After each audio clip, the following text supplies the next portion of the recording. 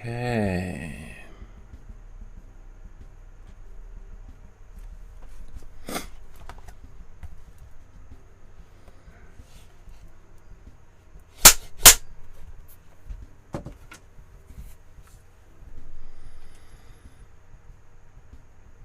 Check, check.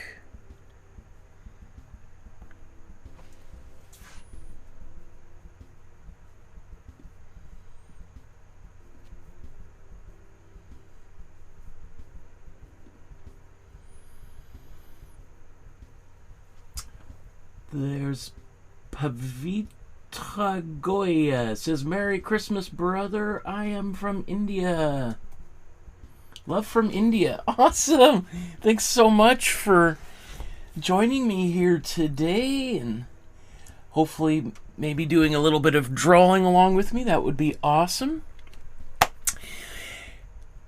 Good morning, everyone. Welcome to my studio. My name is Michael Markowsky, and once again today we're going to attempt to recreate some artwork by one of my favorite artists. Today we're going to continue our look at the work of Charles M. Schulz and his famous Peanuts characters, although he despised that title. That's why he often referred to them purely as Charlie Brown and Friends.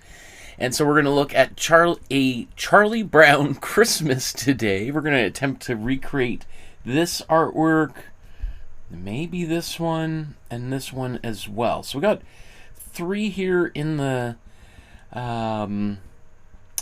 what do they call that? You know, when you're bow and arrow in the, there's a name for the shoot thing, the thing. Anyway, we're going to, I don't know, we'll see how many of these we can get done.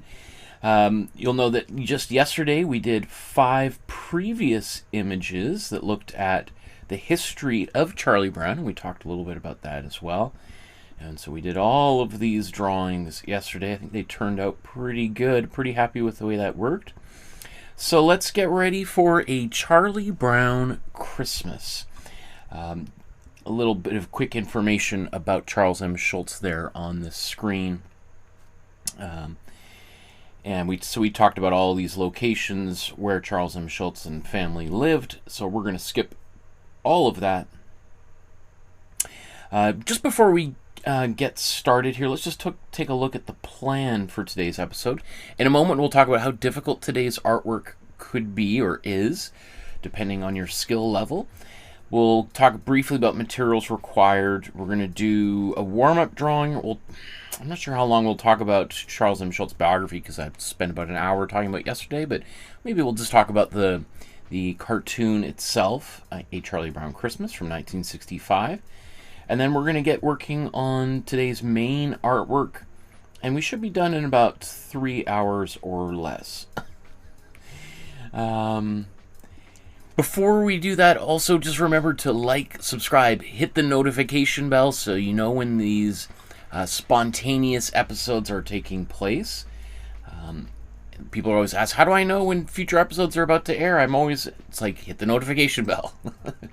It's right there on YouTube. It doesn't cost you a penny. But if you do want to spend a penny, you want to support the channel, consider using the PayPal code right there, the QR code, or enter in that web address. You can scan it with your phone, enter it in on your desktop. And after having done so, it'll take you to a page that looks like this, where you can safely and securely donate to support the channel. If you want to send an e-transfer or a check in the mail, money order, all those kinds of things, you can contact me through my email. It's on the Facebook group and my website. We'll talk about the Facebook group here in a moment. And just once again, thank you to all of those of you. There was a bunch of people who sent in donations yesterday, so I really appreciate that. That helps keep literally the lights on here. All the money just goes right back into paying for the internet and the cameras, which after 5 years of doing this have had to be replaced a couple times here. Speaking of the Facebook group, take a photograph of whatever you've created today or last week or 2 years ago. Join the Facebook group, upload it there, get some free feedback from other people in the community, because there's people from all over the world, almost 2,000 people as we speak, who are at various different stages of their creative journey. and they're going to encourage you to keep going forward. They're going to give you some advice if you ask some questions. And once a month, I go through everything on the Facebook group and give people free advice on how to improve it. And if you want to participate in that, whether it's a drawing that you make today, a painting from one of the Master Study episodes, or even from our earliest drawing series that we began over 5 years ago, I still give people free feedback on how to improve that. And there's also lots of celebration. We're going to be doing that next week, so please join us for that. Okay, so let's get right to this.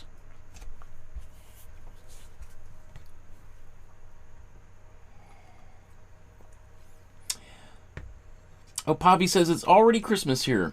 35 minutes into Christmas. Oh, ho, ho! Well, happy Merry Christmas to you on the other side of the world, my friend. All blessings to you and good fortune in the new year. Well done. Thank you so much for sharing that with me. I really appreciate that. It's so wild that someone is watching on the other side of the world right now. Let's talk about how difficult today's painting is by looking at the scale of difficulty.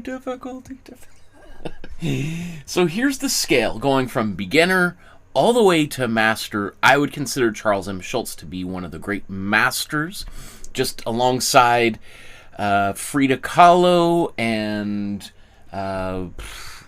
who's another great master that we've just looked at. I'm drawing a blank. Paolo Uccello or Gabriela Munter, Pablo Picasso, Henri Matisse, and so on and so forth. So our goal is ultimately to get there. Most of us will never get there, just as most of us will never climb to the top of Mount Everest. Just as most people will never climb to the top of any mountain, but some of us just like to go for a walk and a hike, right? And so if you're someone who just likes to go for a little hike, little walk around the block, then you're a beginner, right? You're at the beginning of your creative journey. Maybe you've never seen me before. Well, here's an opportunity for you to learn a little bit about how to draw, because today's episode is a beginner level artwork or episode. So I'm going to show you some basics on how to draw today so that you can accomplish all of the drawings that we do together. If you've been watching me for a little while and you consider a novice artist, someone who's done some of the basic episodes, maybe watched the entire 45 episode free drawing course I did here on YouTube, literally been seen by millions of people. By far the most popular thing I've ever done. It's here free on YouTube. There's a link down below to do that. If that's you, I think you should have a fun time drawing today. And if you're an intermediate artist, someone who's maybe been working for a few months to 30 years, then I think today's episode will be a blast for you. I think it should be a lot of fun, a great challenge. If you're an advanced artist, well, then you should be able to do this in your sleep. You should be able to turn off all the lights on, put on your sleep mask, and draw this without even thinking. Your unconscious mind will create it. You'll wake up in the morning and be like, oh, look at this masterpiece I created. And if you're a master, you don't even have to think. It's just by osmosis. You just lay on your sketchbook, and then you wake up in the morning and it's created. Like you literally don't even have to open it. That's the power of the master. So today's episode is a beginner level drawing. So if you want to get to the level of creating artwork by osmosis, then you might want to pay attention and draw along with me today. Okay, I swear there's no rum in my tea. I don't drink at all, so it's the Christmas cheer that's got me a little bit silly today. Now let's talk about materials required. What do you need to make today's artwork? Now, I've done an entire episode talking about materials. There is also a free downloadable PDF that you can get on the Dropbox folder here. You don't need my permission. You don't need to like send an email or anything to get it, you just scan the QR code. It goes right to the folder. You can download it onto your phone. You don't need to give me your email. I'm not asking for you to give me a penny to do this. It's all entirely 100% free to my friends all over the world, just like yourself. So you could scan this, enter in that web address. It'll take you there, and you could download that. You can look at it in an art supply store. It has my suggestions on what to get. Now, having said that, really when it comes to drawing, all we need is a pencil and a piece of paper. You can use just some scrap paper that you find in a recycling bin at the library and one of those tiny little pencils. Or if you like, you can get a sketchbook. Now, I might do a little bit of watercolor painting today. So having something that can absorb your paint and water would be kind of a good idea. So a multimedia sketchbook, which is different than your typical sketchbook, which has usually very thin newsprint type paper. This is going to absorb water really well. And just as a heads up, like this is what we did yesterday, or we did a bunch of these drawings yesterday, right? So we did all of these, but this here is done with acrylic inks. And had I done this on a piece of regular photocopy paper, it would have rippled terribly. But look how well it stood up. It's a little bit curled. That's no problem to kind of flatten that out over time. We did this drawing here by Francisco Goya maybe a month ago. And this is actually done with pencil, and then I inked it with pen. And then I used literally the tea from my teacup to paint this brown stain on there. So just letting you know that you can use all sorts of materials, but this paper, you know, it did buckle a little bit. Maybe on this other side you can see a little bit of that. But as far as I'm concerned, it's acceptable, right? If that still drove you crazy, you'd want to get an even thicker watercolor, not even paper, like cotton. Anyway, so sketchbook is nice, pencils are nice. I'm going to start with an HB pencil for most of today's episode. Well, we'll see. I'm not even really sure exactly how we're going to do it, and totally playing it by ear. Okay, anything else I want to say about that? I don't think so.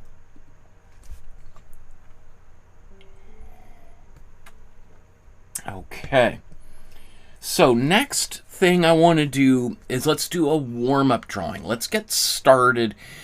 Let's do some little drawing lessons, because just like an athlete, an actor, you know, before Beyonce goes on to stage, you know, at the Super Bowl, it's not like she just wakes up from a nap and just grabs a microphone, checks her hair in the mirror, and just goes out and, you know, in front of millions, billions of people and performs, right? There's a whole routine. She's probably practicing some scales, doing some vocal warm-ups, looking over the lyrics, right? Kind of getting into a performative, creative headspace, right? So that's what I want to do today, right? Because I've been getting ready for Christmas, and my mind is maybe in a different place. Let's get into a creative headspace here. Oh, look, there's Kathy there. It says, good morning, Merry Christmas to all. Happy holidays. Happy to hear your voice again, Michael. Happy to see you there in the chat, Kathy. Thank you so much. Oh, and there's Aditya Sharma says, Merry Chrysler. I don't know if that's a typo, but that is very funny. I like that. Merry Chrysler. Okay. So that could be just typical autocorrect on one's computer, which I find that's very funny. Okay, which will come into what we're going to talk about here with Charlie Brown Christmas. I think that's actually quite funny, because it's all about the commercialization of Christmas. Anyway, so our first thing we're going to do here is I want to show you where you can find the images we're about to use. Again, this is the same place that you could download the PDF that has all of the materials listed that you might want to buy to do today's drawing, as well as paints. In the same folder, in fact, let's just show, where is that? Oops. Okay. So if you click that, you're going to find here's the supply guide at the very top of the list. And as we slide down here, you can see that there's, I mean, all sorts of very famous artists.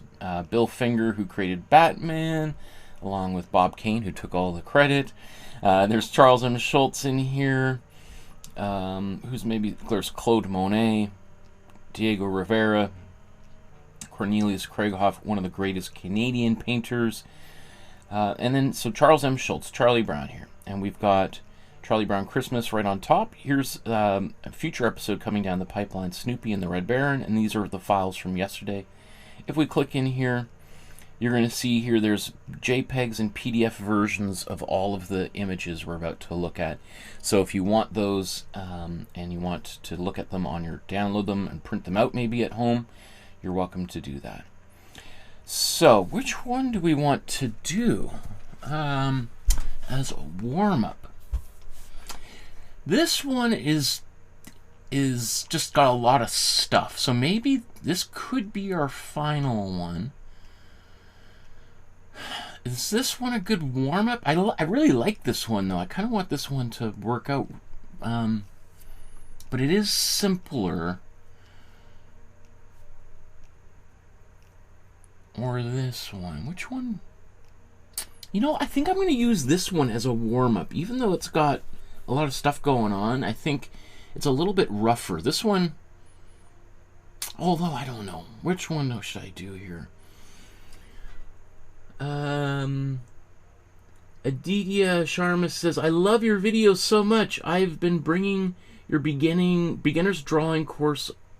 I've been binging. Sorry, your beginning. I have to enlarge this here. My eyes are...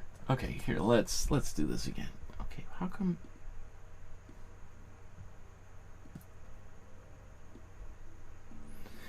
I love your videos so much. I've been binging your beginner's drawing course over the last month, and I can't thank you enough. Happy holidays. Hope everyone has a nice Christmas. Oh, that is so sweet of you.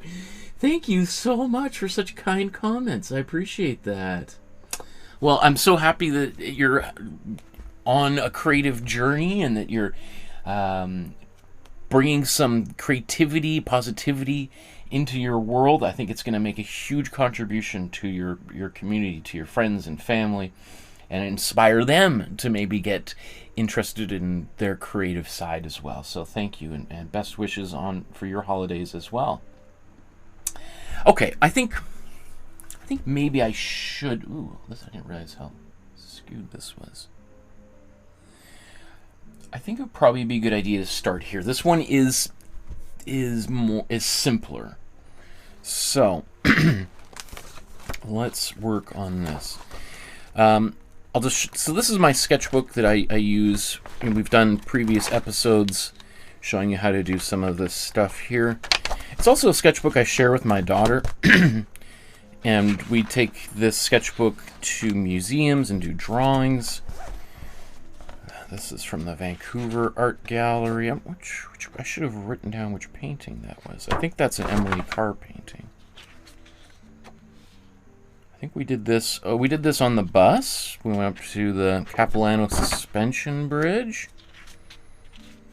Or maybe this is when we went to Whistler. We were drawing together.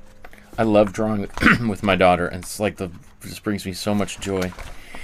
Okay, so there's the painting we did yesterday, and here's a drawing my daughter just did.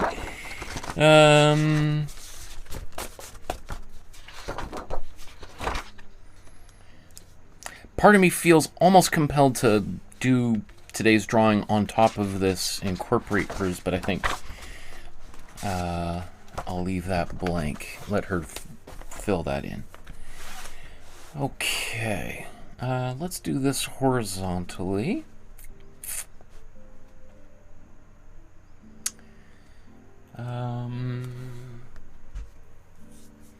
Just need to focus my camera here to be doubly sure this.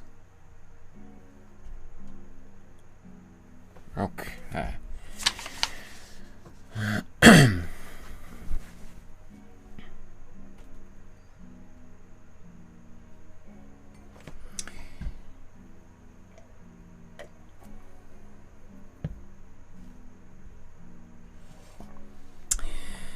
So let's begin with this drawing. And rather than just going right in and drawing Charlie Brown's nose and eyes, I'm going to first plot out where things could go on this drawing here. So for instance, what I'm going to do is let's figure out where the kind of the ground might be.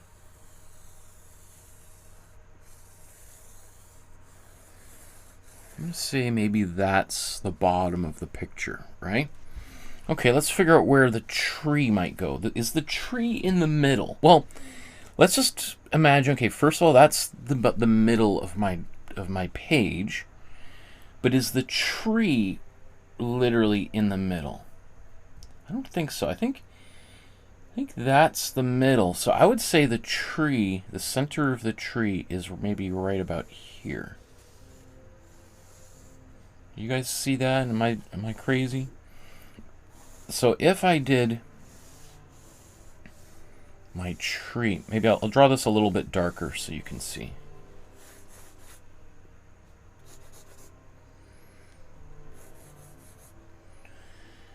Okay, so that means Snoopy's going to be over here. In fact, this tree might be a little bit tall, but that's okay. Let's just keep it for right now. Okay, so next up is let's draw Snoopy in here. So if we think about Snoopy is almost half the height of Charlie Brown. So actually, you know what? Maybe I should draw Charlie Brown first, because let's figure out where he goes. So let's put his head here.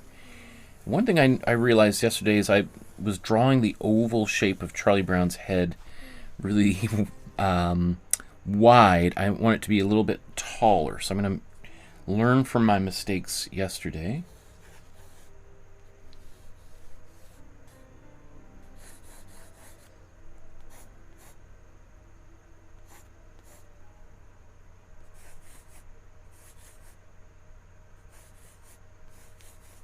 I'll lower those feet down a little bit. Because now that I'm doing this, I'm realizing, you know what, that head is really close to the top. I got a lot of space down here. So I think what I'm going to do, now that I've got this kind of started, I'm going to start that again. I'm going to move my head to here. So notice how, like, just sketching it in, I might have saved myself some grief had I just begun this drawing. So I'm going to move my whole line here way down. So let's do that with the tree as well. So that's the middle of Charlie Brown's face. Right, we see the tree basically comes right up to here.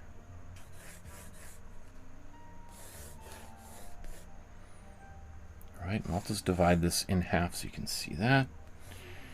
We've got one hand. Okay, so Snoopy is lower than the middle of Charlie Brown's face. If this is the bottom of Charlie Brown's face, comes up a little bit further. So Snoopy's head is somewhere here with a nose here.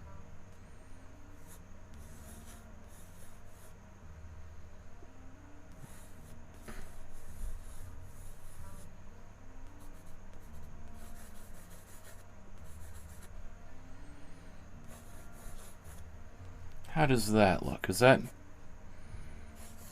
good enough to get us going? All right, so yeah, I think that's good. So now if I'm happy with the placement of everything, then I'm going to start to sketch this in. So where should I start this time? Last time I started with feet. I've done heads, feet. How about I'll start with the body and work my way out today, just so you can see that I can start kind of anywhere in a drawing. So let's say Got this, and then the collar. So notice how I'm changing things from my outline originally. And I'm not so worried about making it perfect even at this stage. Here's a sleeve. Maybe that sleeve's too long. Okay, those fingers don't come too much further than the edge of that head here. All right, so we've got a thumb. So maybe this arm needs to be shorter too.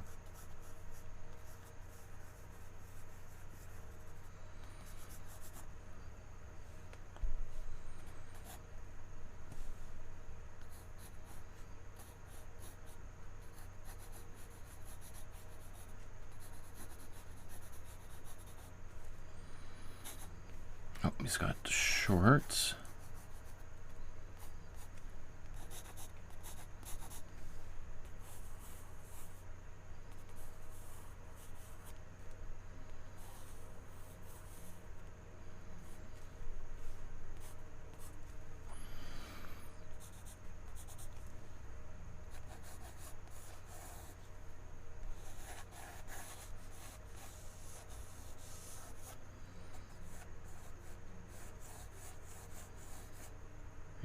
Okay.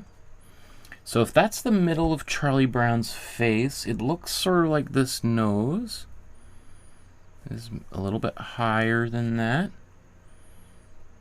I've got like an eye right here, another eye here.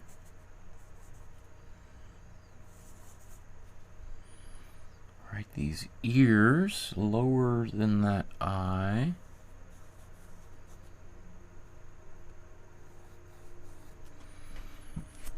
Okay. Let's skip over here to Snoopy. If I'm happy with where everything is. Right, if I put that nose roughly here, that lines up with that hand. That looks right about right. Okay, good. So I'm in the zone. I think those eyes are going to be a bit closer.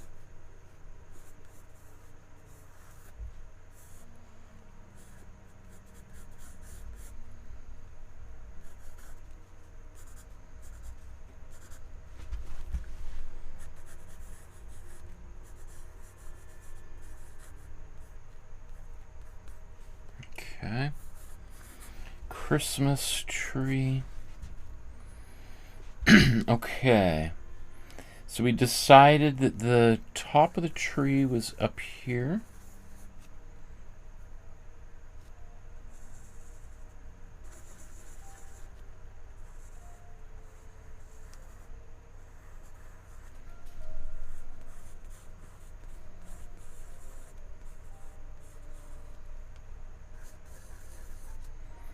So as I'm going around here, I'm just quickly plotting in where things could go. I'm not locked into these positions, I'm just plotting it out. I could be wrong, I probably am.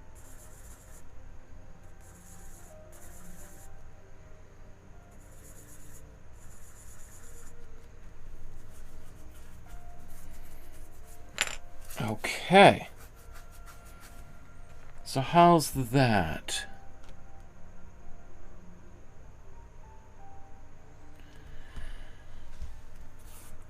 Okay, I feel like I've got the drawing well started. I'm just trying to think of what could I do that was different than what I did yesterday. I think I want to use watercolor and pens today. What would be a third thing that is totally unlike?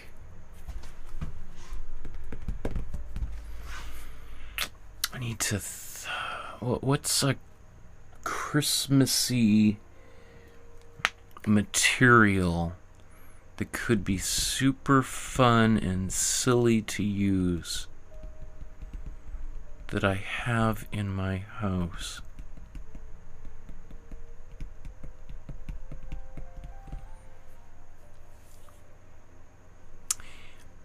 I think I'm going to go look in my kitchen. I'm going to go into the kitchen, see if I can find something I can use. So give me 1 second. I'll be right back.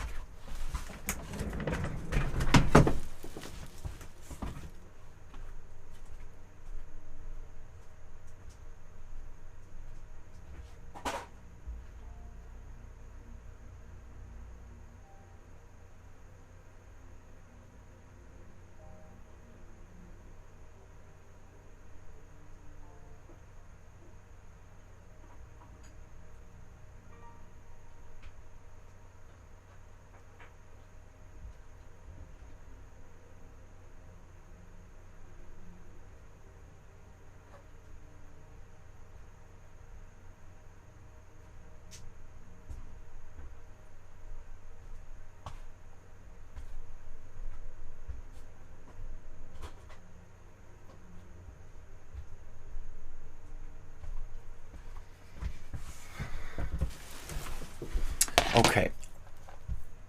I don't know if this is crazy, but it's probably crazy. I'm just trying to think, could I make a painting with vanilla extract here?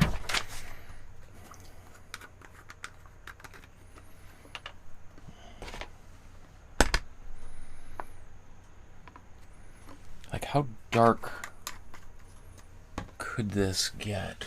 Is it dark enough to draw with? To paint with? It smells nice. I don't know if that's dark enough. Could I put cinnamon in here? Could we make some sort of like weird slurry?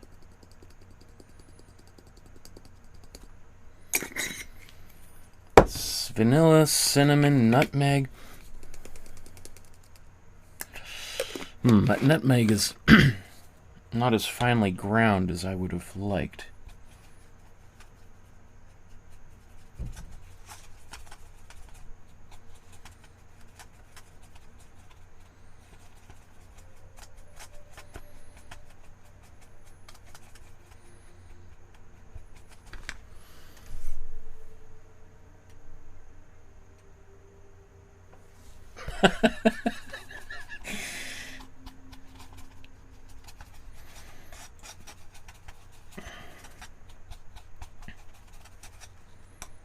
Let's see, does this make darker lines? It is darker. It is darker. Should we put more cinnamon in there? I think that was working.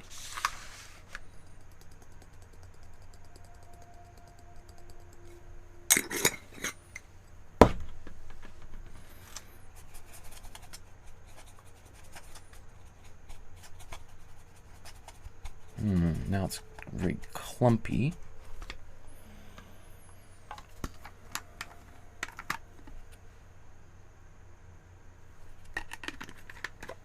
This is all extremely scientific, of course, right?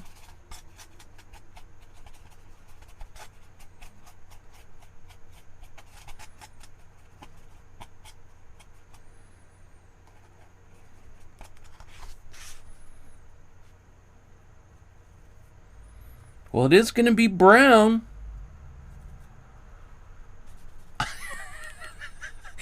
I don't know if this is the stupidest idea I've ever had.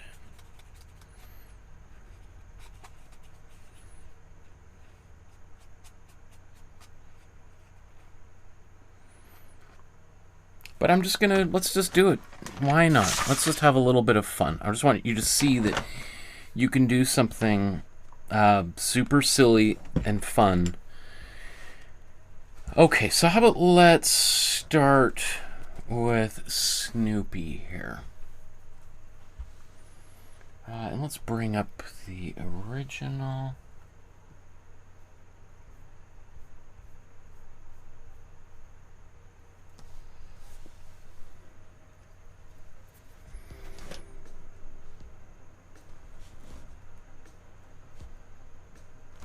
Right, this is just our warm-up drawing anyway, so let's have a little bit of fun here.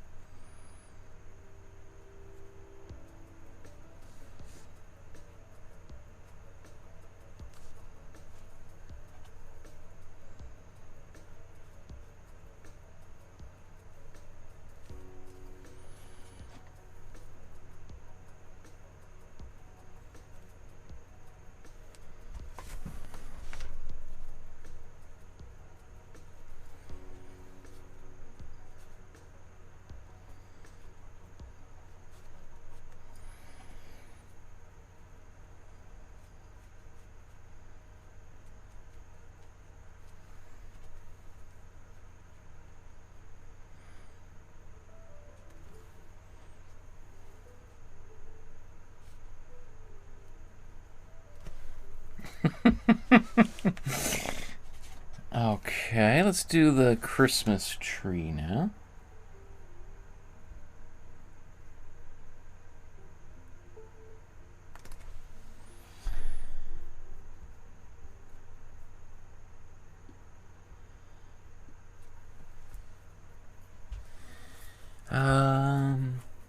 Pavitra says, you know, I've had this crush on a girl for so long. Her name is Kavya, and I once thought maybe drawing a nice portrait of hers might be a good way to impress her. That's when I came across your videos. That's great. That's cool. I love it. So, did it work? Did you make the artwork of her and give it to her? I would say if you gave it to her and she wasn't impressed, that's probably a pretty good sign that it's not meant to be. I think most women, if they saw something like that, would find that very endearing and charming. And we're still in the beginner's drawing course, hoping in a few months. Okay, well, don't wait forever.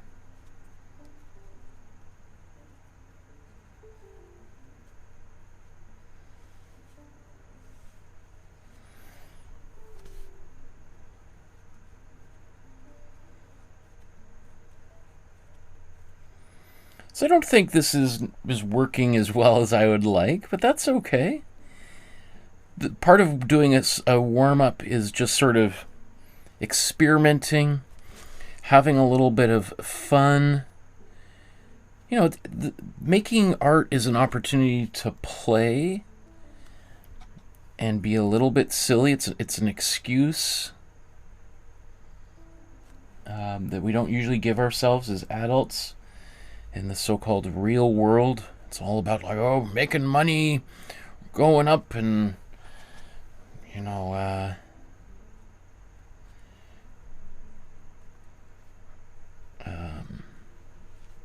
being serious. And I think one of the things I love about Charlie Brown is it's this idea that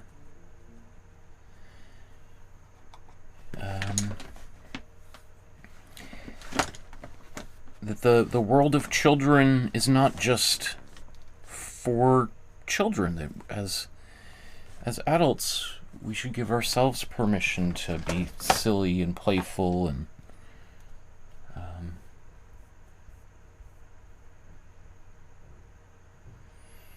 Puffy just says, well, it's only been 7 years since I've had a crush on her.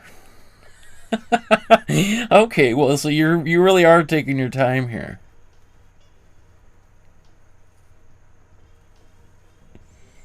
That's funny. I like it. I like it a lot.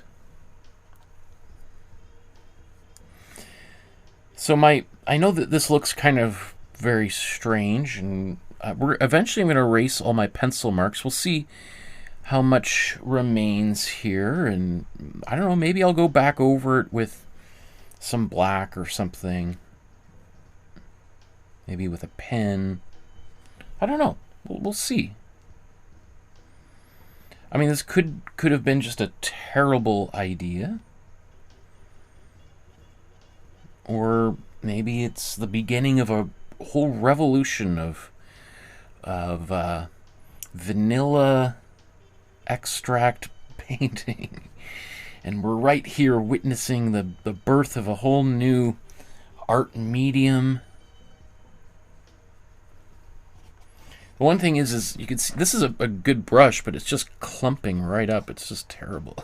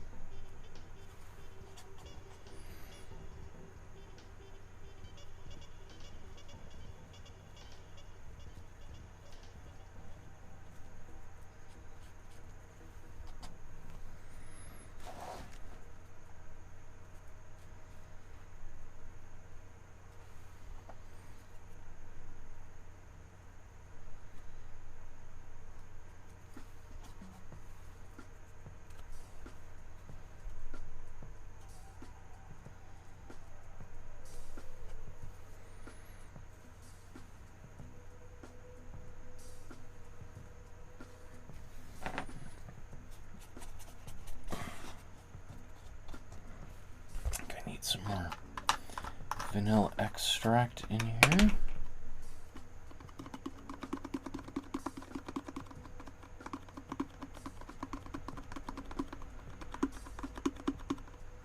I think it's the nutmeg that is proven to be less effective here. I think that's the clumping culprit.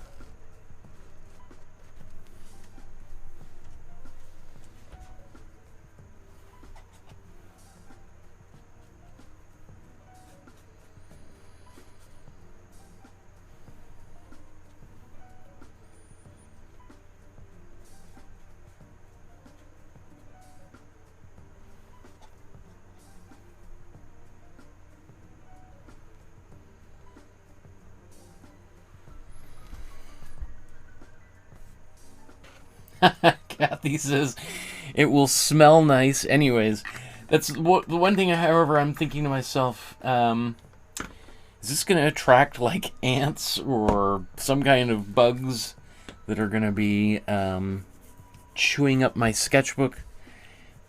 Something to think about. Where's cloth? Okay.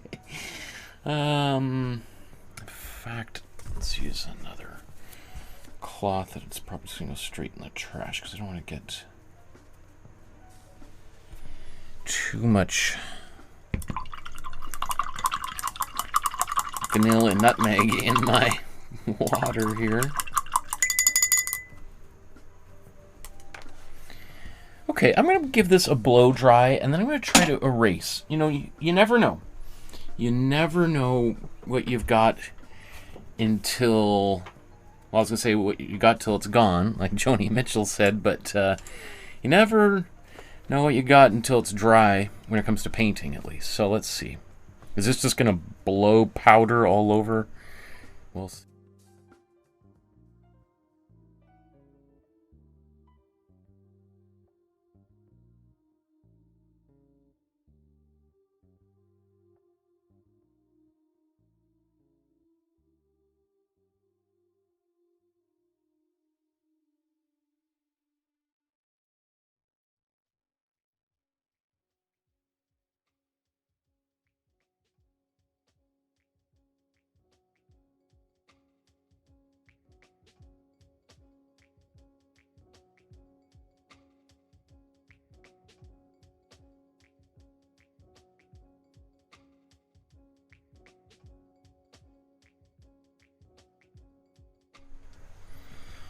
Now, since I don't usually paint with vanilla and cinnamon and nutmeg, it's hard to tell well if this is dry or not. So I think I'm just going to try to get all this excess off. Probably would not put this in my eggnog after painting with it. Now there is definitely a layer of, I don't know if you can see on my hand there. Okay, how about use actual rag to wipe that off?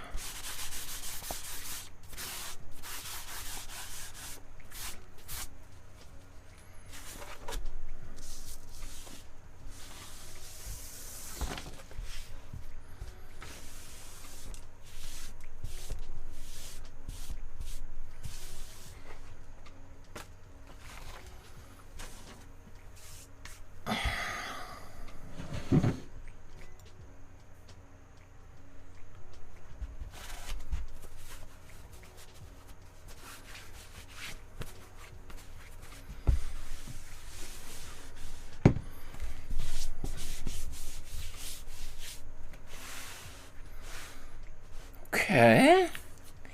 So now let's see if I try to erase this, what happens.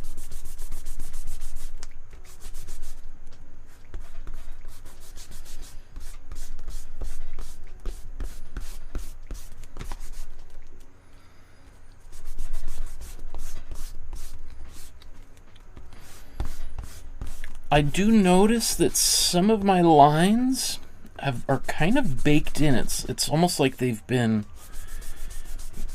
burned into the surface, whereas usually I should be able to get these out with an eraser, and it's not letting me do that. So that's interesting.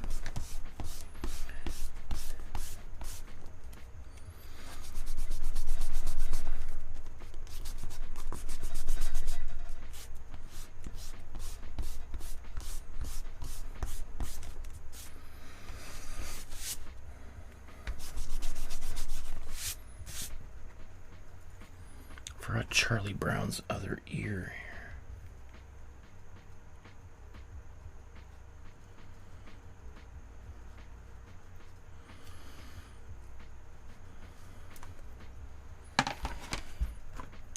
I'm just gonna try just some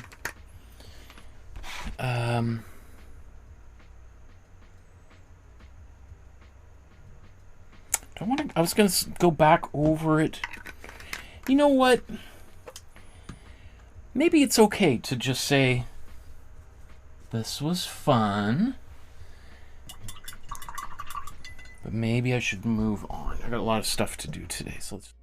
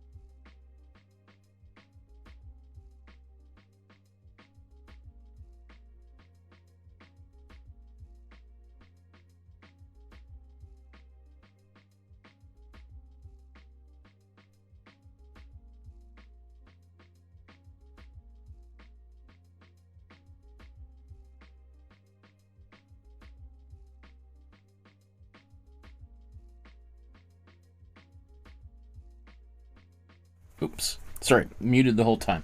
I was trying to think of what material to use over top of this. Let's use this pen, I guess.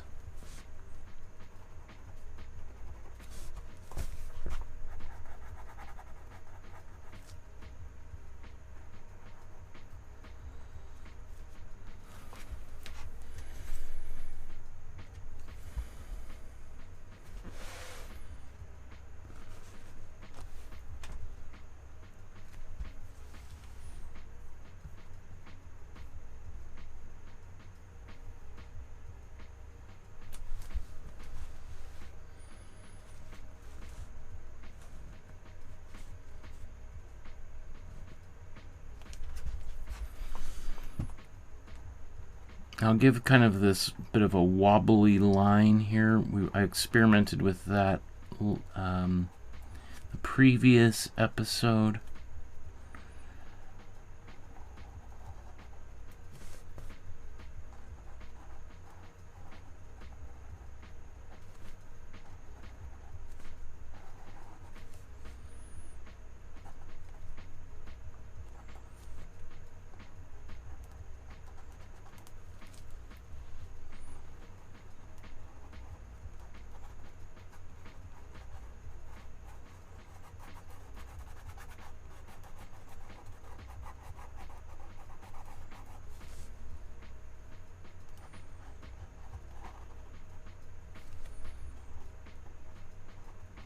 Oh, I forgot his arm here.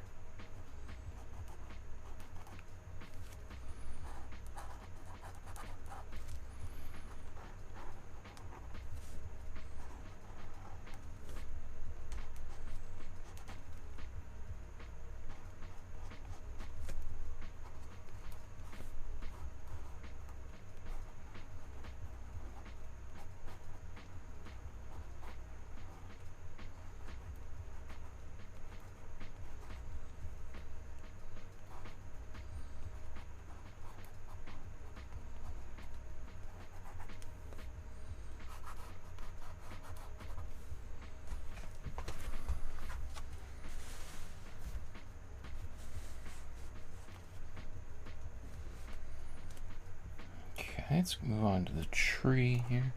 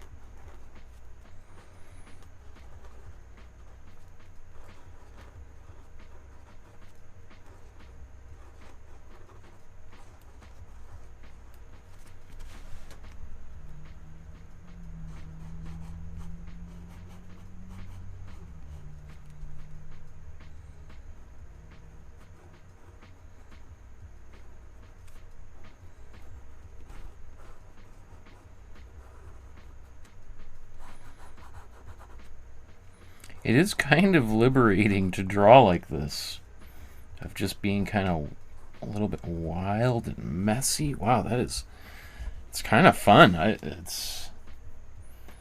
don't know.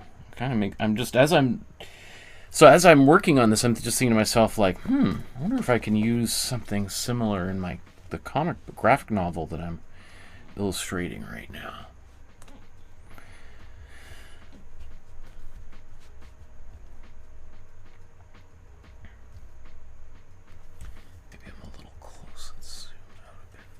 Okay.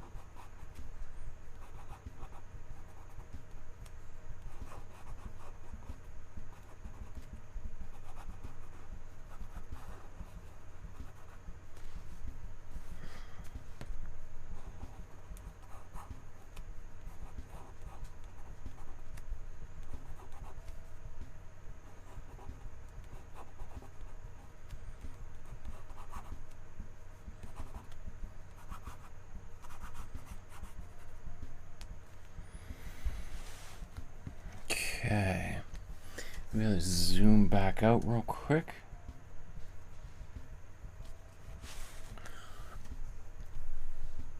I'm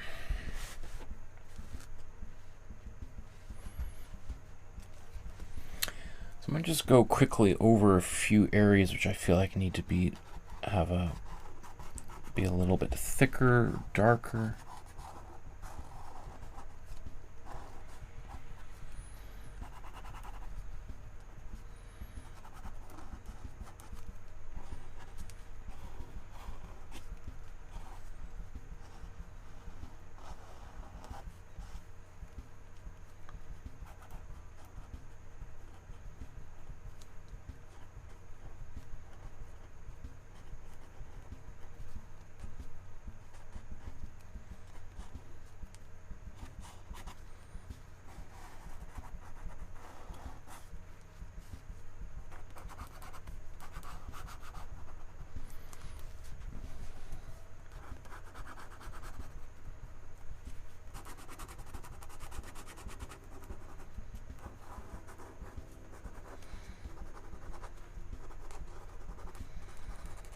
So I'm just kind of adding shading, just darkening the bottoms of some of these shapes. I think that's, you know, it's something that I see him doing, especially kind of like on the neck of creatures or people.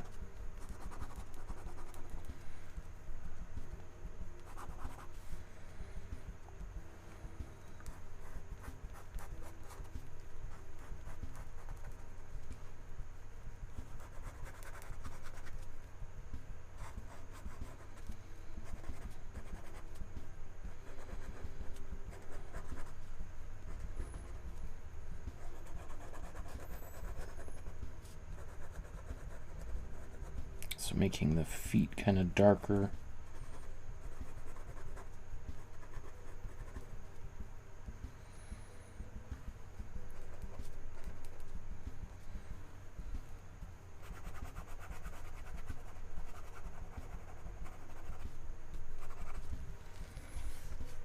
How's that?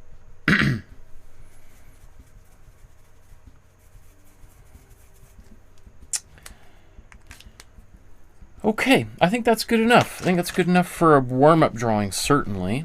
And it's definitely fun that I used some vanilla, cinnamon, and nutmeg in a Christmas drawing. I never, ever would have thought I did that. And I'm glad that that happened kind of spontaneously. That's very cool. Very fun. Okay, so let's move on from this.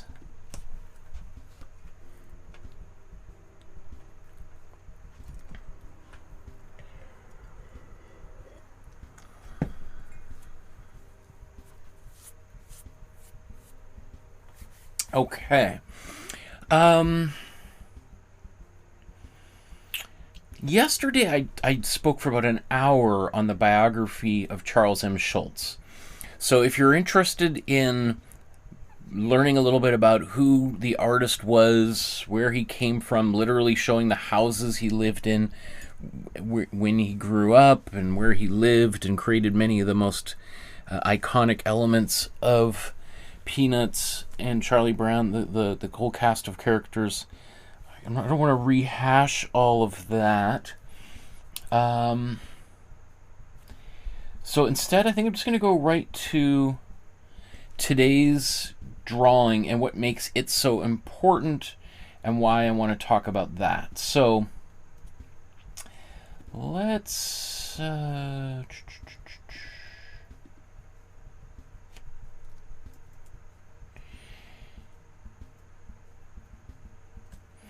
So, A Charlie Brown Christmas is one of the most iconic Christmas television specials of all time. In fact, many people consider it to be the first, and establishing a tradition of repeating a Christmas, a television show that was created for Christmas, repeating it year after year after year. As far as I've been able to uncover through my research, this was really the first time that something had been created and then aired year after year. And because generally what they would do is they would create something, it would be seen once, and then it would go into the vaults or just disappear, never to be repeated ever again. And the success of this particular program was very unexpected and extremely the success was extremely successful. I don't know. The show was extremely successful. It became an instant hit. It won a Primetime Emmy Award, which at the time was quite a feat for an animated show generally intended for children. I don't know if this is the same time Flintstones would have been on. In fact, let's just do a double check. When is Flintstones on TV?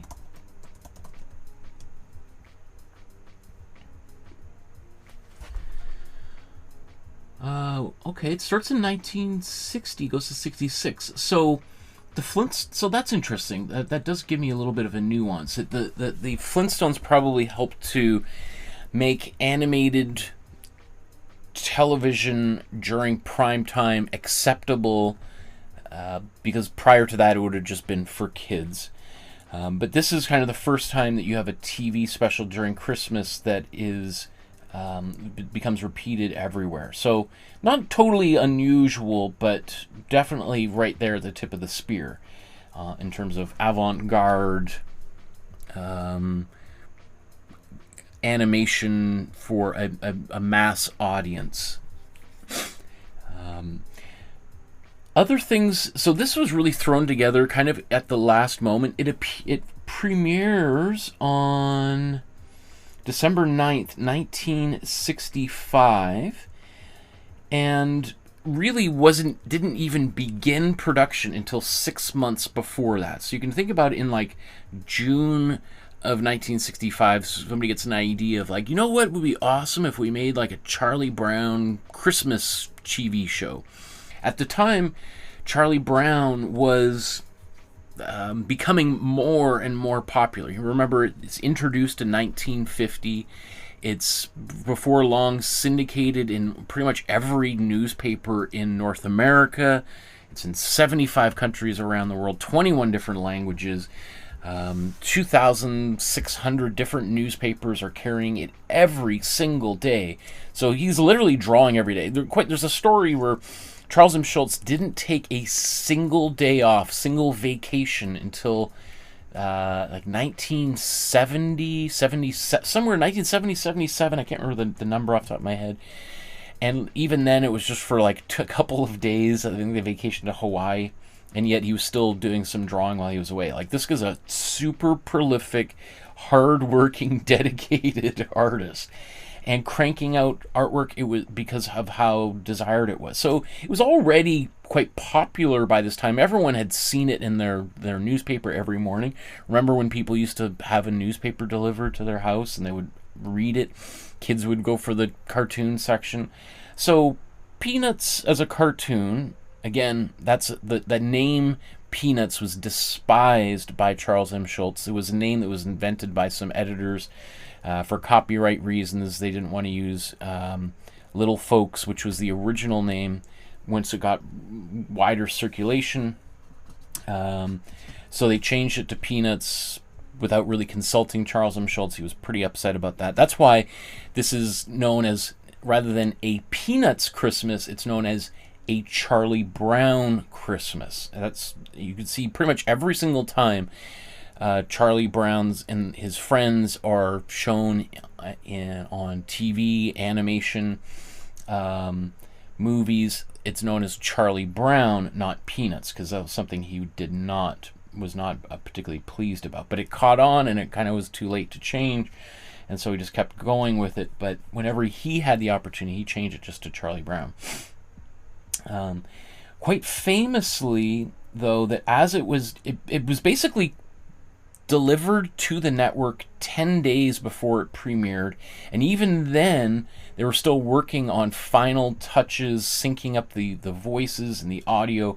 So literally a day or so before it went to air, it was still being worked on by dozens of people putting finishing touches on it, which did not please the network. This is what, CBS, I think. Yeah, CBS. The executives, when they first saw the kind of, not the final edit, but a rough edit 10 days before it aired, they went into full panic mode because they had been promoting this show for months, saying, like, you know, the cartoon you've been reading every day in the newspaper, we're making a animated feature for you for Christmas. Coca-Cola was the title sponsor. All this energy behind it, and you know, they're really promoting it quite heavily. And then they saw it, and there were lots of people who were at CBS who thought, we're going to lose our jobs. This is a disaster. We're going to be humiliated, right? Pretty much everything they could imagine about this being bad was bad. Like, so for instance, all of the voices, all of the actors who voiced these characters were all children. That was, and they're not professional actors, like little kids that had been on television and were trained and knew how to focus and read their lines in specific expressive ways. They're all just so-called regular kids. And so you can hear that in the voice acting. It sounds kind of strange and awkward. It doesn't seem... nothing about this program feels slick or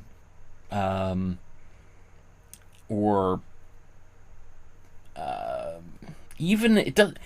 Okay, so for instance, I was watching this again just this morning. I rewatched A Charlie Brown Christmas, and the thing that stuck in my mind while watching it is it reminded me of like 20 years ago when I lived in Los Angeles. I used to work at this place called the Armory Center for the Arts. It's still there in Pasadena, California, and they do education. They send artists out into the LA public school system, and I would go out there with a suitcase full of art supplies, and because all the art education's been cut out of the budgets in public schools in California.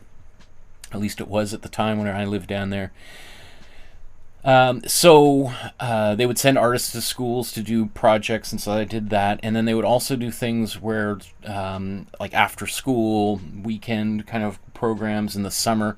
And I would do this thing in the summer where students would, little kids, like we're talking 6-7-year-old kids, would come to the building, and over the course of 1 week, so they'd be there for maybe 2-3 hours a day, maybe 2 hours.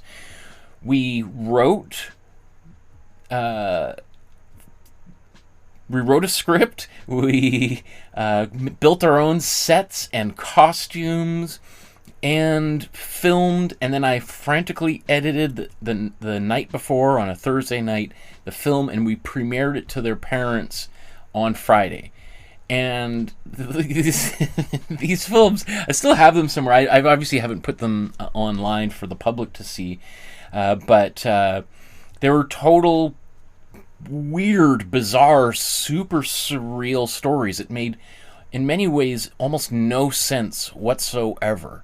And I didn't push the kids to. I mean, I gave them some ideas to say, maybe we should have a beginning, middle, and end. We talked about all of that, but we're talking about like 6-7-year-old kids, like my daughter's age, and they would say, no, well, let's just have this. We'll just have one big fight scene at the end. That's all the boys want to do, is build swords and guns and fight. And so we would have a fight scene in there, put special sound effects over top of it, and so it's just total chaos. It reminds me a lot of A Charlie Brown Christmas, where it kind of feels like little kids are making it up on the spot, which is not true. Obviously, Charles M. Schulz and the people that worked with him had written a script, and there was a lot of thought and idea behind it. But I think a big part of the charm is the way that those kids performed the lines makes it feel very spontaneous. Like they they feel like they're having a lot of fun. It's goofy, it's awkward, strange, definitely doesn't feel professional. And so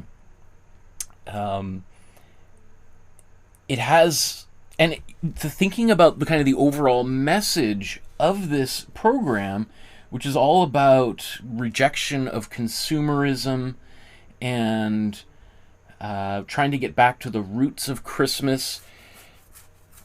Those choices that are made of it being kind of rough and seemingly disorganized and non-professional and sloppy is really reinforces that message very strongly. Like, it really makes it feel like that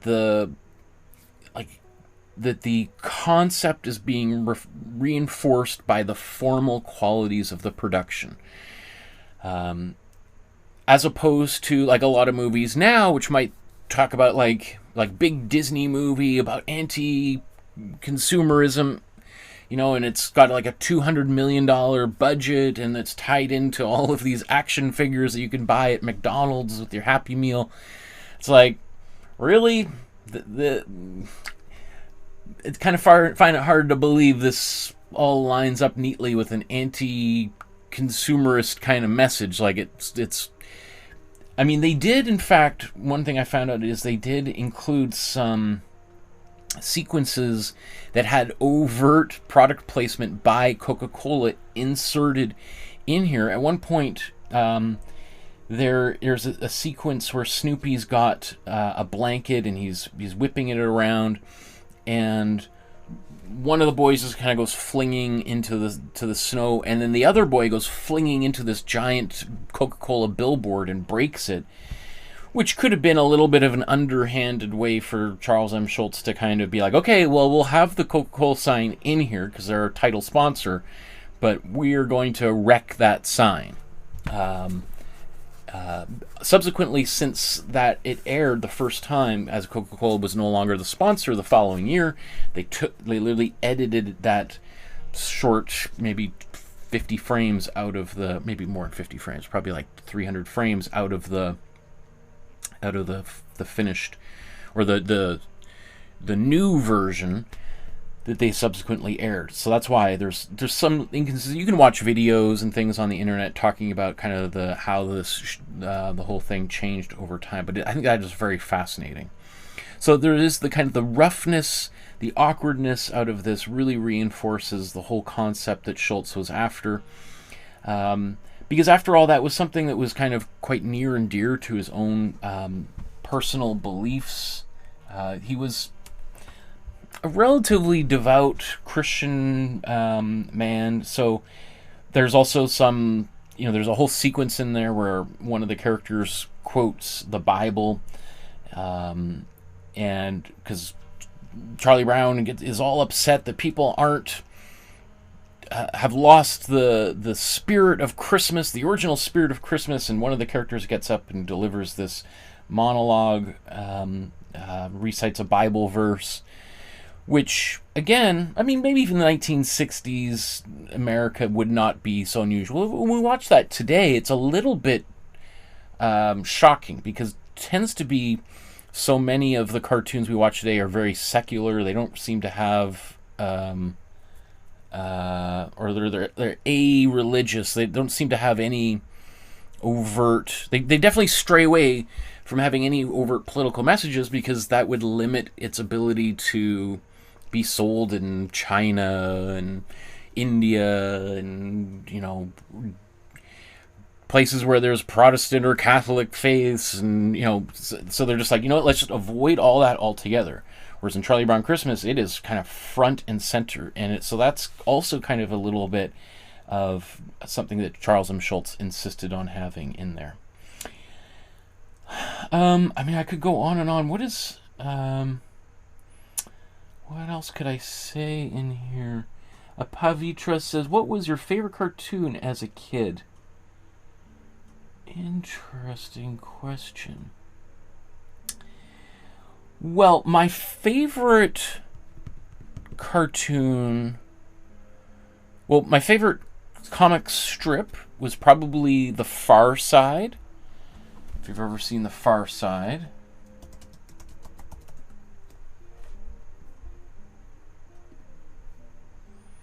That was definitely, I used to have like all these big books they used to republish of all the cartoons. I used to have all of them. I loved these. Probably my sense of humor comes almost directly from the Far Side. I also really loved Calvin and Hobbes. I was also a big fan of Heathcliff. If anybody has ever heard of Heathcliff, let's see if Heath.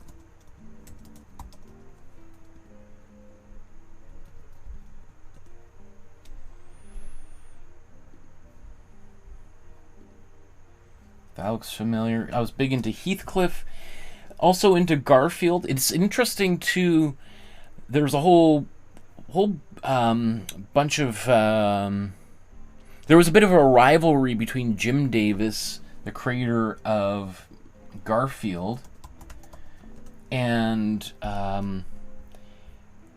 Charles M. Schulz, because at some point Garfield actually, these are artists that were working in roughly the same time.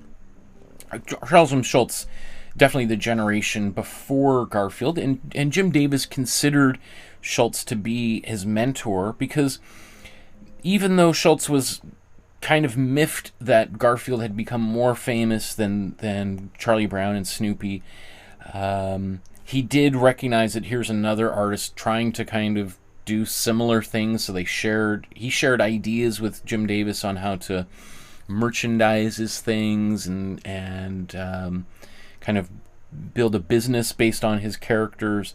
He also apparently was responsible for helping to do the the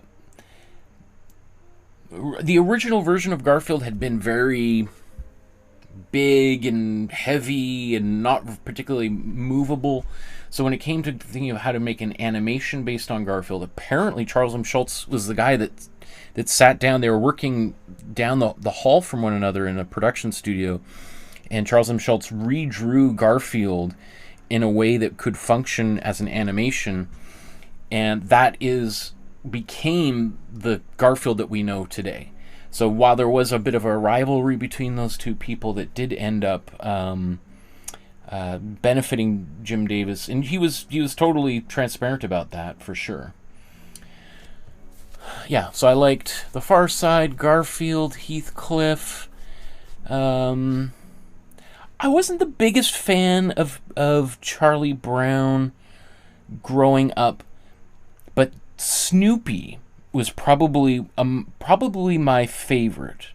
I was a huge Snoopy fan, and I do want to do an episode where we talk about Snoopy and the Red Baron, because that was something I was totally obsessed with, was Snoopy and the Red Baron, and the imagination that Snoopy has about fighting the Red Baron, and was, totally taps into what my own kind of imaginative world, maybe that every little boy kind of has these kind of fantasies of fighting in World War I, flying a plane around and all that kind of stuff, or at least they did back in the day. Yeah, great question. I mean, in terms of animated cartoons and stuff, that's another whole question. Maybe I should move on here, but that's a great cartoon. Probably Transformers was my favorite as a kid. That was big on TV. Katie says, hello, I'm just checking in between Christmas events. I can't wait to try out these drawings, hopefully sometime this week. Glad to see you back, Michael. Thank you, my friend. Great to see you there in the chat. Thanks for popping by during your Christmas celebrations. Best wishes to you and these holidays, and give my love to you, and squeeze your family tight. Okay. Is there anything else I want to mention about a Charlie Brown Christmas, though? Oh, apparently, one thing I also found interesting is around this time in the 1960s, the rise of artificial trees, specifically aluminum Christmas trees, was a big deal. Now, those of you who might be of a certain age might remember this, and you could put it in the comments, but apparently the aluminum Christmas trees had completely taken over, and Charlie Brown A Charlie Brown Christmas, this animated show, 25-minute long feature on television, completely devastated the aluminum Christmas tree industry. That because one of the events in which we see actually here on screen is that Charlie Brown, who's directing this play, decides he needs to go out and get a Christmas tree for the stage that they can kind of dance and sing around. And they go to this outdoor market, and all of the Christmas trees are made of aluminum. They're shiny and they're pretty. But Charlie Brown is like, these all look so fake, and there's nothing like authentic about them. And he finds this kind of sad Christmas, actual tree that is kind of wonky and almost has very few pine needles left on it. And that's the one that he buys, brings that home. Well, apparently that had a huge effect on people's interest in buying actual trees and putting them in their homes, either again or for the first time. And pretty much going forward, the next year, the demand for aluminum Christmas trees almost evaporated. Kathy says, I had a silver Xmas tree I got to decorate and put in our rumpus room in the basement. I have fond memories. Yes, definitely. I mean, growing up as a kid, we sometimes had real Christmas trees, sometimes had an artificial Christmas tree, but it was made of like plastic as opposed to aluminum. I don't know what an actual aluminum Christmas, if that would be really sharp, or if so you let me know. Tell me, Kathy, when we talk about a silver Christmas tree, are those kind of like, are they sharp, or are they just kind of like aluminum foil? I'm super interested to know what an actual aluminum Christmas tree is. Okay, I think I should get to drawing. So let's move forward here.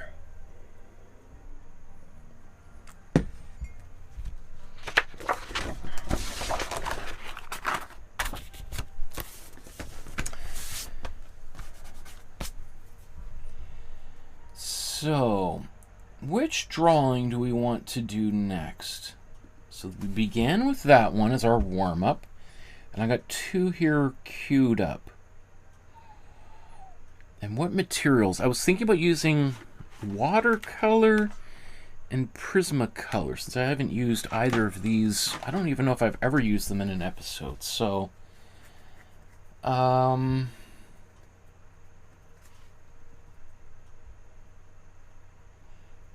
this one might work well as a pen drawing. This one might work well as a watercolor. So let's do this one first. Okay.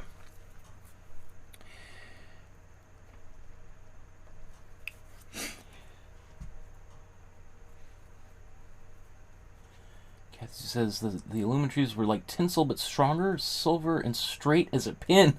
Oh, wow. Okay, interesting. I wonder if you could melt those things down, and which is probably what they did. They probably recycled a lot of that stuff, or maybe that was before recycling. I wonder, when millions of years from now, space aliens land on this planet and they dig up, when there's nothing left on the surface, and they dig up our landfills, what their idea of our traditions will be so strange. Like, these people, or whatever they were very, very odd. Okay, so let's work on this drawing. Where should we start? Okay, so how about, once again, I'm just going to divide. I'll draw this a little bit darker. I'm going to divide my page in half, and let's say this is the bottom there. And then let's say that's the bottom of the Christmas tree here. We're going to have Snoopy up here, so my tree is going to need to be something like this. We're going to have Charlie Brown here.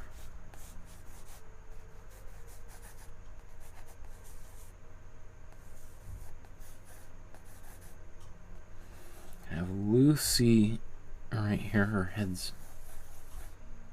I guess it's she's a little not quite in the center, but I think she's going to end up being in the center according to my sketch right now, but we'll see.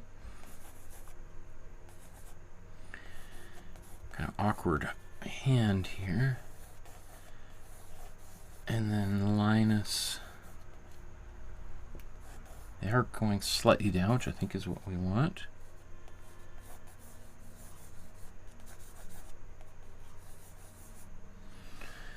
And then up top here, we've got Snoopy.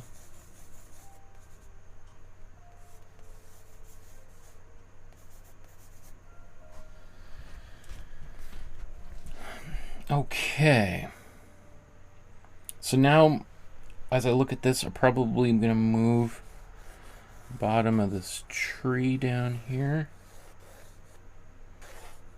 One thing you'll notice is the way that I'm drawing right now is I'm actually using kind of the side of my pencil rather than the tip of my pencil, because the side of my pencil means that what I'm drawing is just sort of sitting on the top of the page as opposed to kind of like de-embossing, cutting into the page with the tip of my pencil, making sharp lines that could be kind of hard to erase. So maybe it's just worth kind of mentioning there. Okay.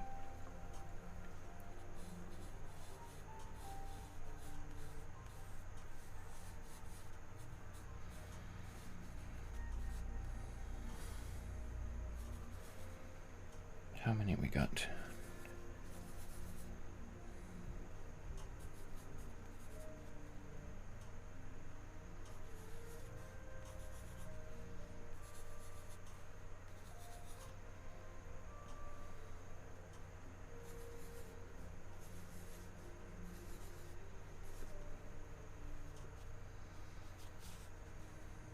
Okay. Let's now, I'm going to divide these faces up. Once again, I'm going to put these little, I don't usually draw this kind of stuff, but just to help people see kind of where these features could be, I'm just dividing the faces into quarters like that. Okay, looks like Charlie Brown's nose.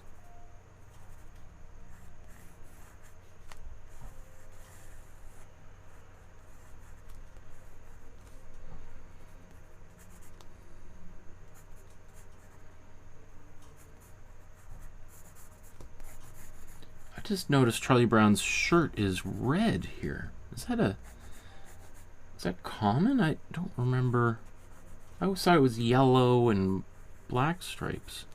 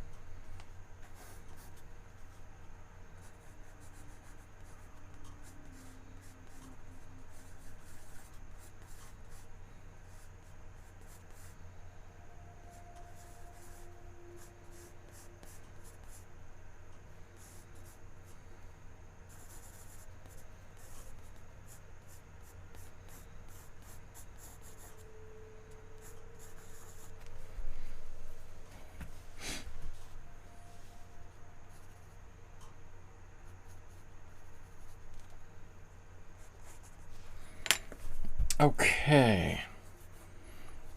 So, I've got a sketch started here. I'm just trying to again decide, do I want to use pens again? I just used pen.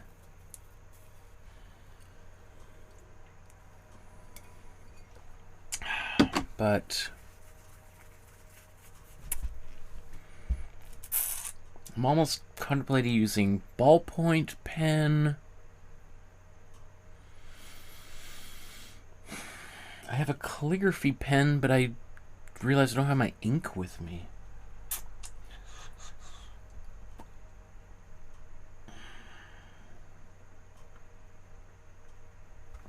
Let me just do a double check and make sure I'll put this back on the screen here.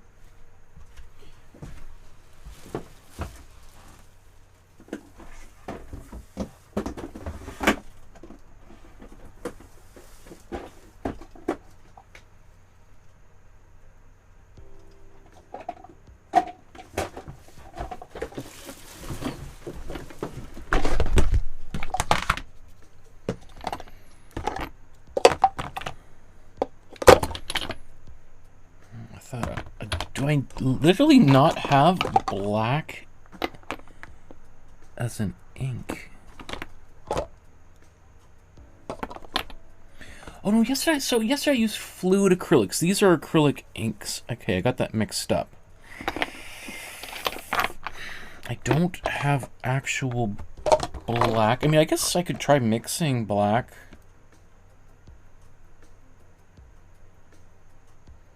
I've never mixed black with acrylic inks, so today's the day, I guess, right?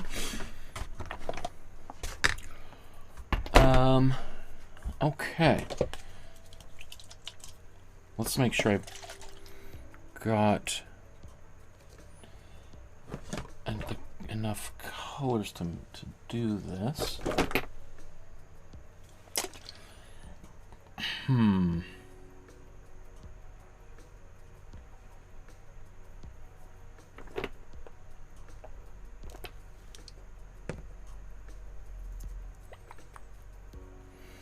I think I'm going to end up with something kind of brown. But it's like, I think it's causing a bit of a shadow.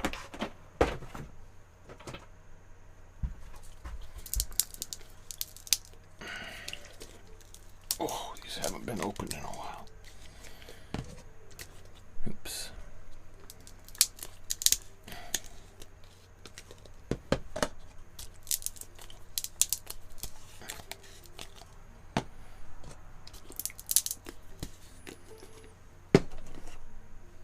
Just make sure my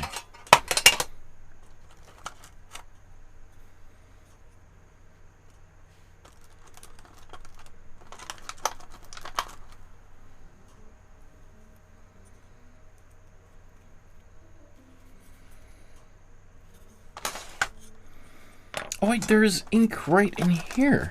I didn't even realize I had. Okay, interesting. I got some black ink that came right in this this set this whole time.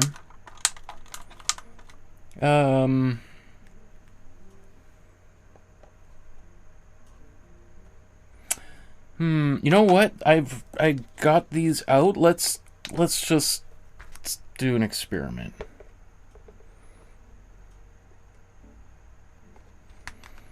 So we're going to take our dark warm blue here.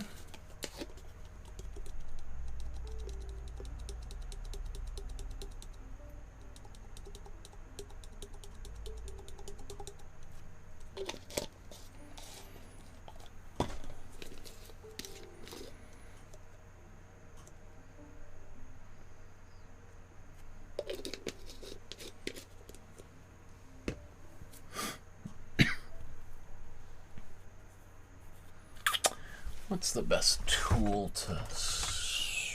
Maybe let's use the back of a paintbrush here.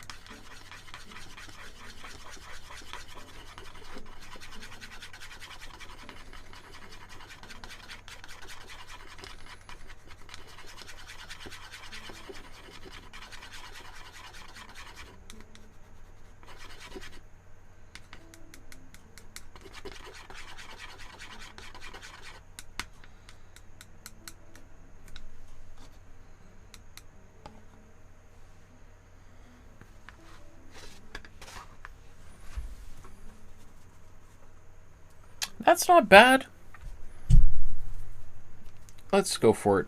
I could probably sit here and mix and mix and mix, but this is going to be a little bit on the bluish side because there's a lot more blue in this here. But anyway, let's do it.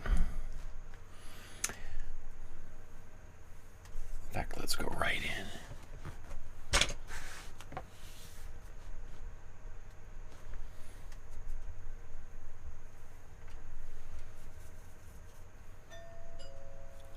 Ah, the doorbell. I should probably get that because it's a package.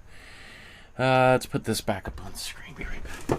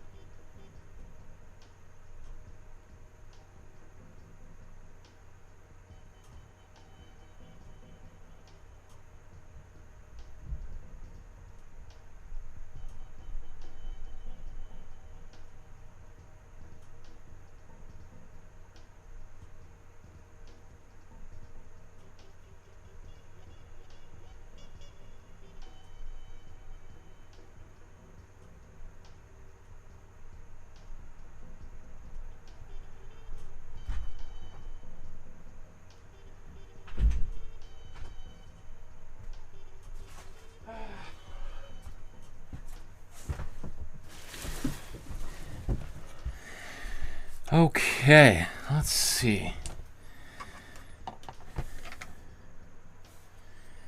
Well, you know what? I should use this thing my dad gave me decades ago.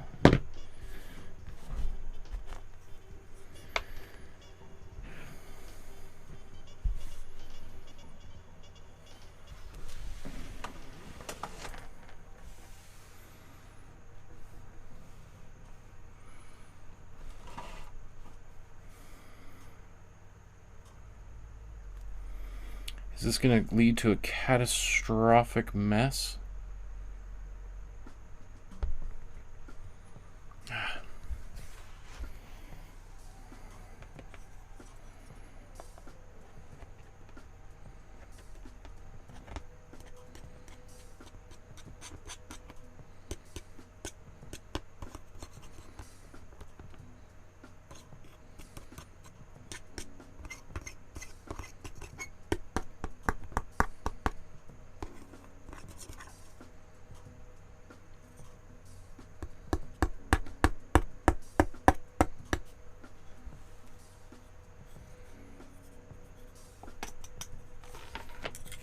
I'm just thinking to myself, is this now going to have completely stained my palette here? I wonder. Oh well.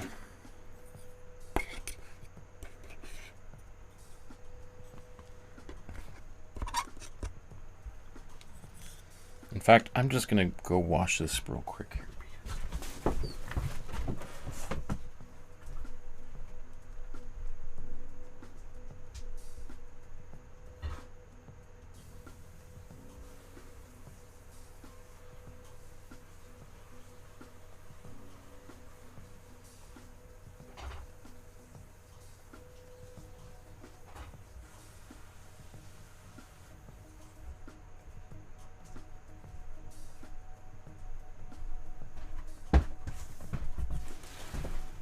You never know with ink. Sometimes it really does a terrible stain.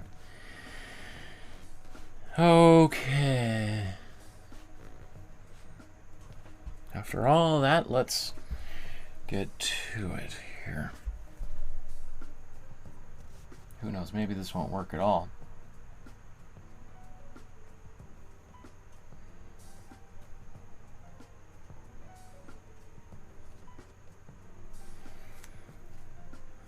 Okay.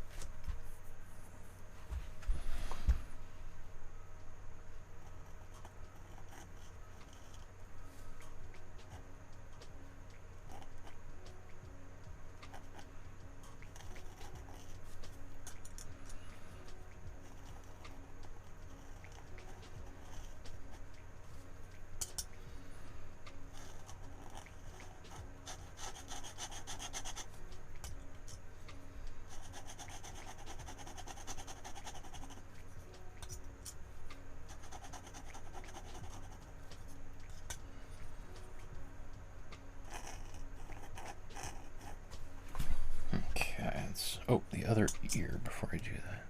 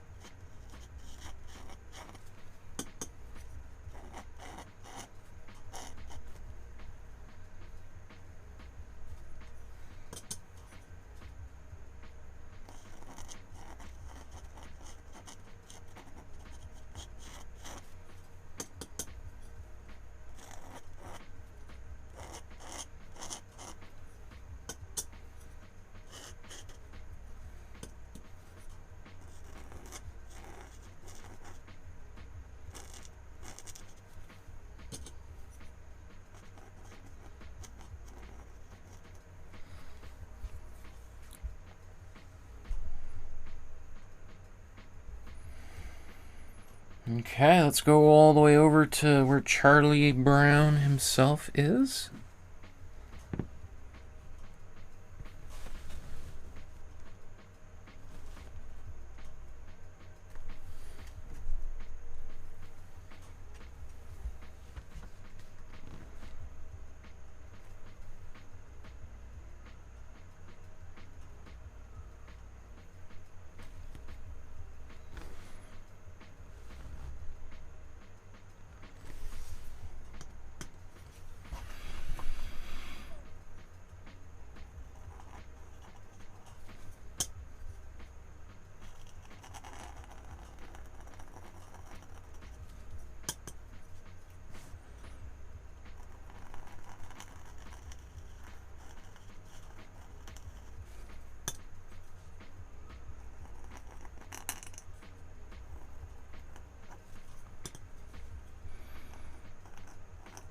Man, it's been a long time since I used a calligraphy pen to draw.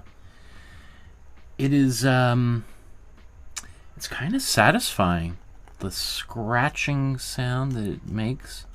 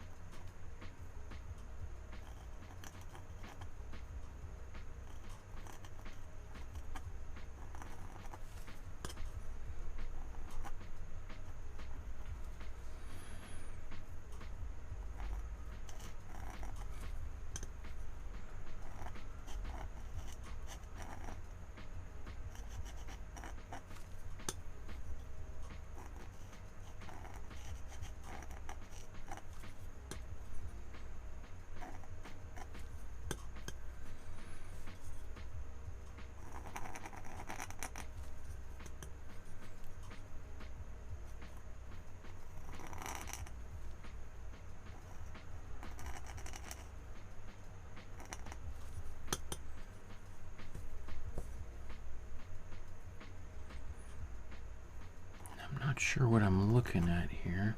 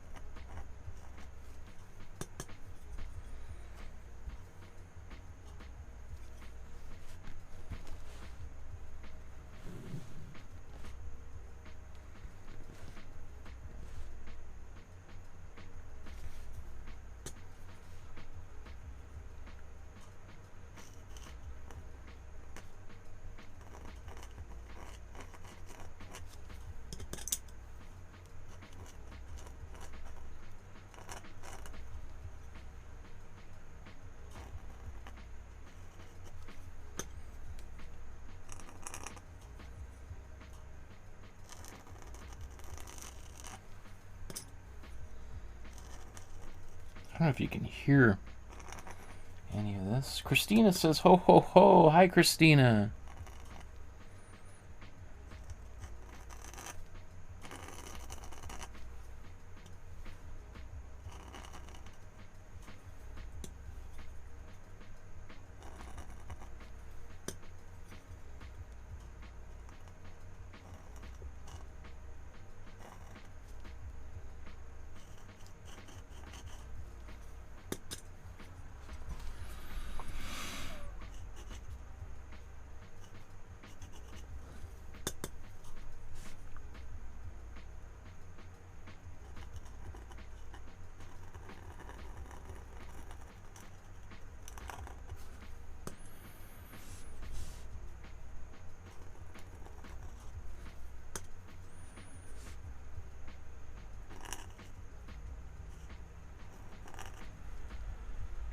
So I'm moving everything up because I realized I didn't have enough room for her neck.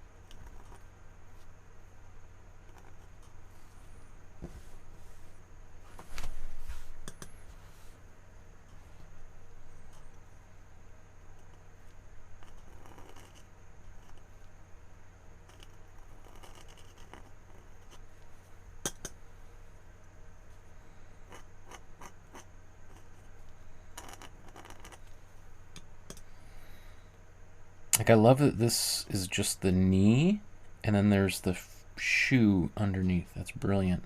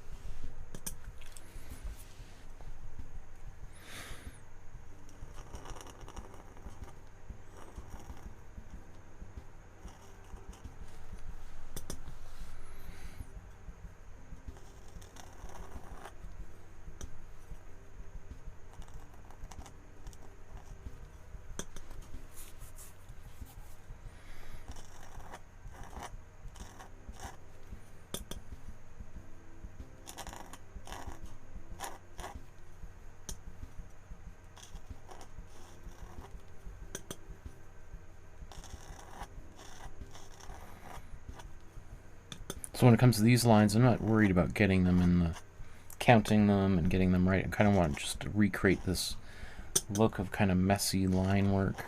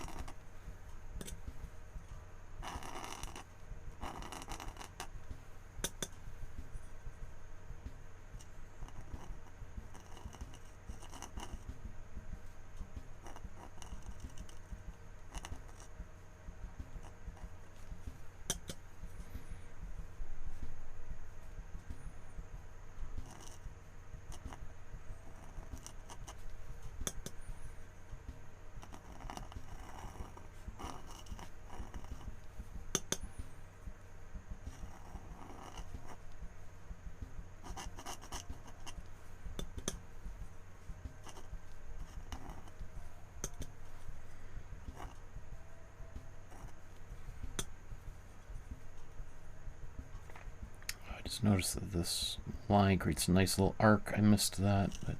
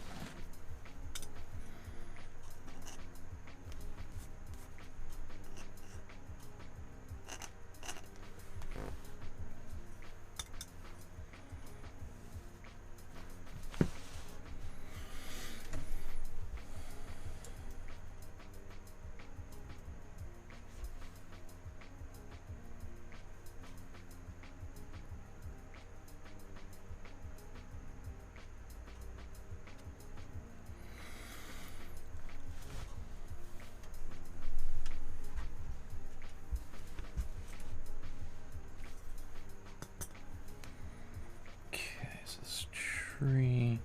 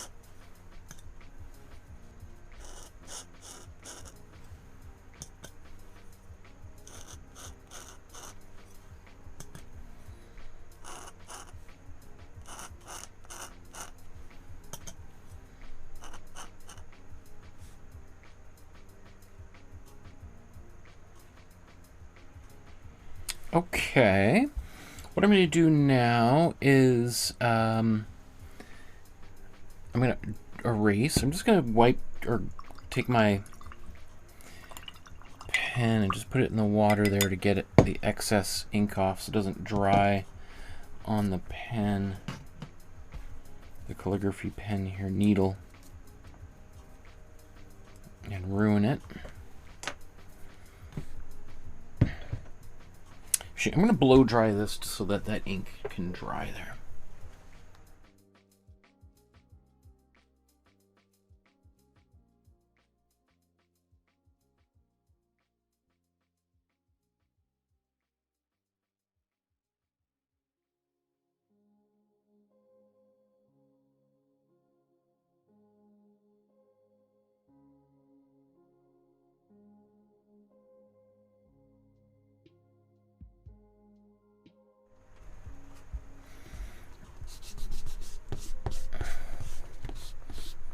Oh, it makes me happy that I'm using lots of different materials. Ah! There's a little bit of paint that was still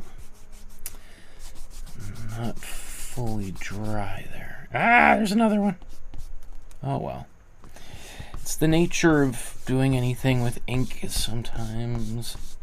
You know, if this was my own artwork that I was going to use for a project or for sale, after having just done all of my inking, I probably would just, you know, left it for the night, the day, just kind of go off, have dinner, come back later.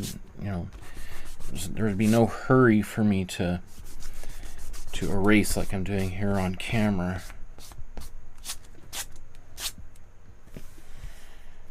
I mean, I can try to figure out, maybe there's a way I can incorporate these things in. We'll see here. Let's see. I'll have to think about if there's a way to do that. But okay. So, thinking about using watercolor for this. I haven't used watercolor in ages.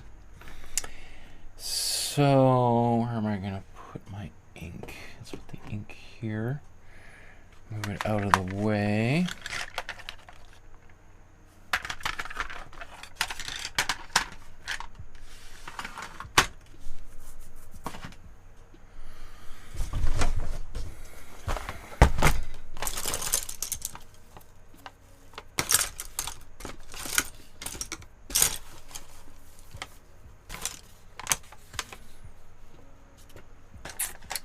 And these old brushes, I haven't looked in this watercolor set in forever. They're actually not bad. Still held up pretty good. In fact, maybe I'll just use these old brushes.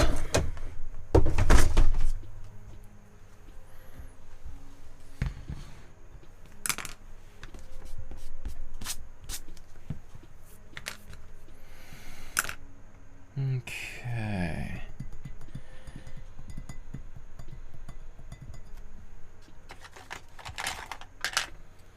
Let's do the big area, the green of the tree first. I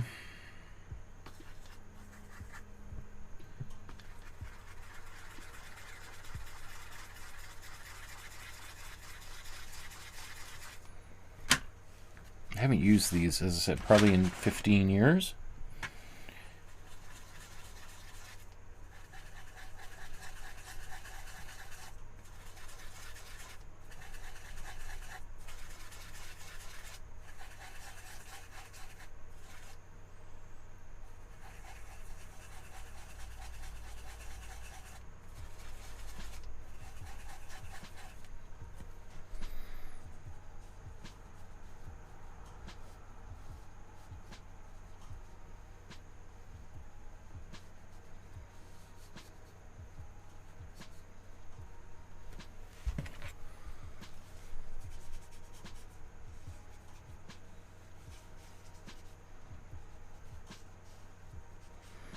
So while this is still wet, I'm going in here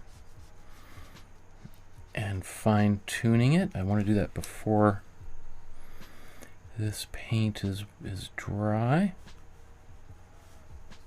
That way I can avoid kind of weird edges that appear.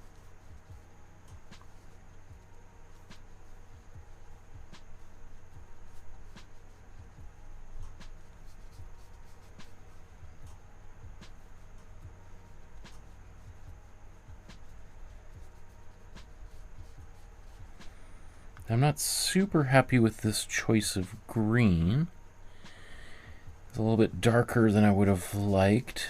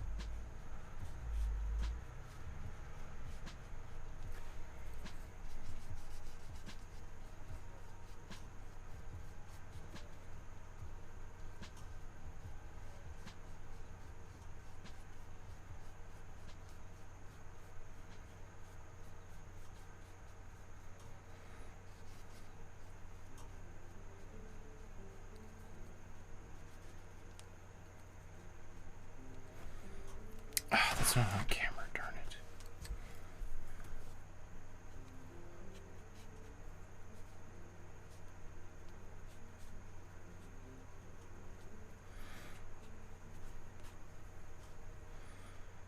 So again, just like yesterday's drawing that I inked and painted, I'm not so worried about making it perfect. I just want to, in fact, I kind of want it to be a little bit messy, slightly sloppy.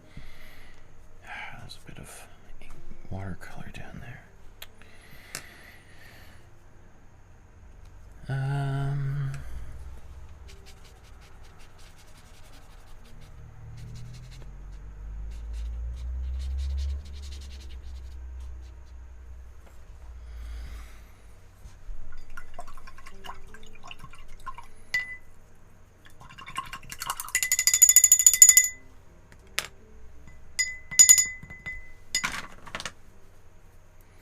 We'll see. Maybe that'll lighten up and I'll feel better. But it does have a very greenish, like tree green color.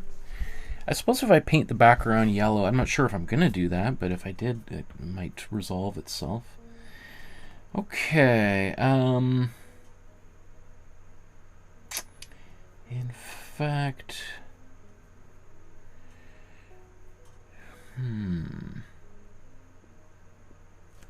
Well, let's paint Charlie Brown's shirt red, even though it's... I always knew it as being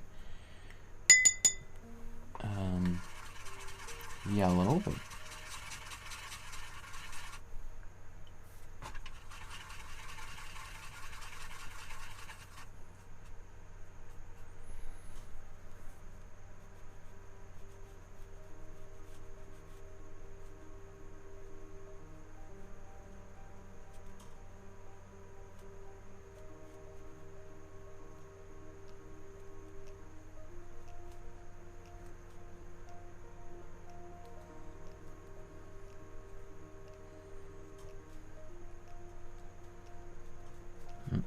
it's a bit of a bad idea to paint watercolor right up next to an area that's still drying. You can see it blending in there a bit.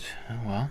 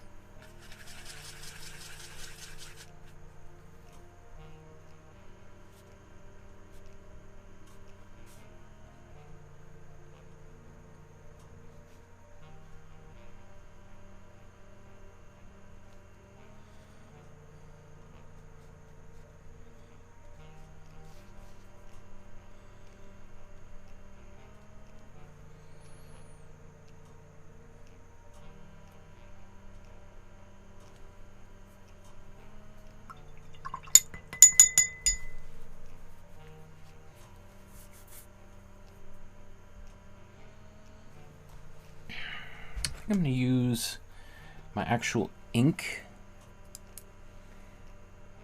for things like pants.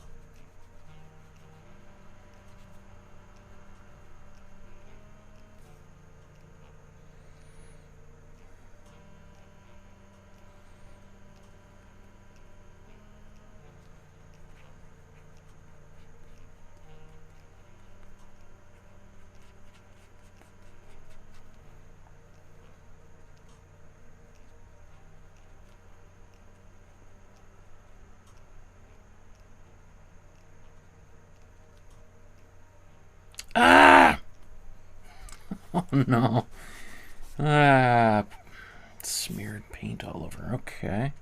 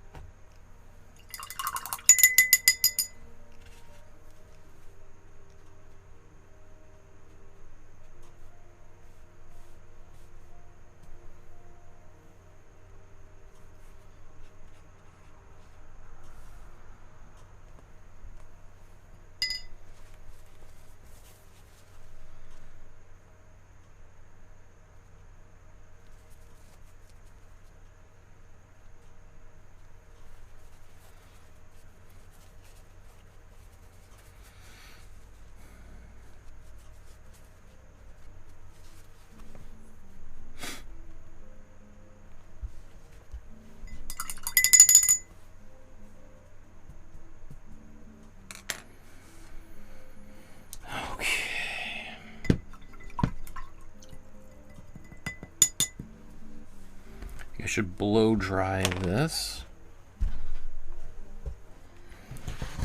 without trying to. I don't want this to start spraying all over the place. So I just have to be kind of careful.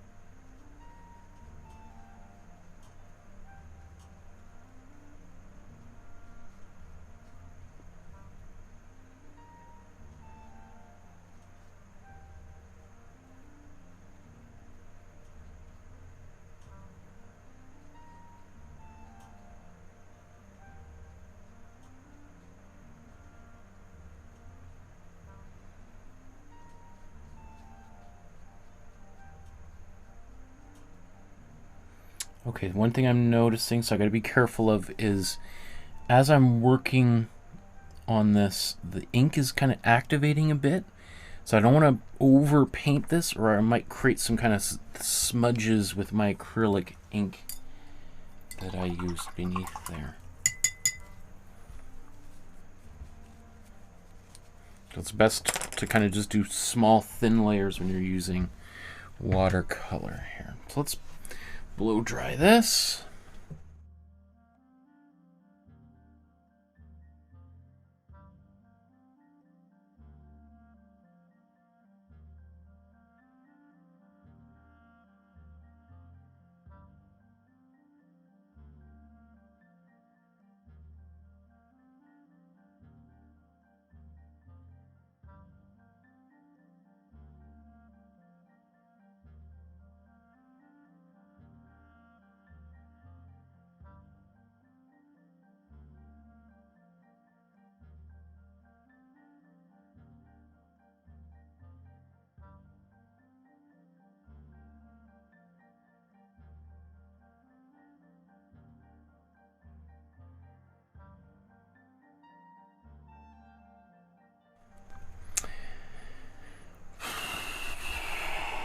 Should I put a color in the background there?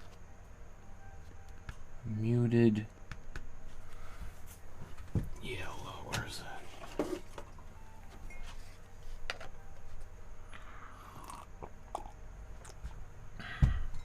that? Okay, so what I'm going to do, what color should I use? I'm going to use a... I think there's a yellow here that's kind of a little bit lighter. It's a lemon, but I'm going to do basically what we call like a wash. So let's put a bunch of water in here. This water's, you know, it's not clear anymore.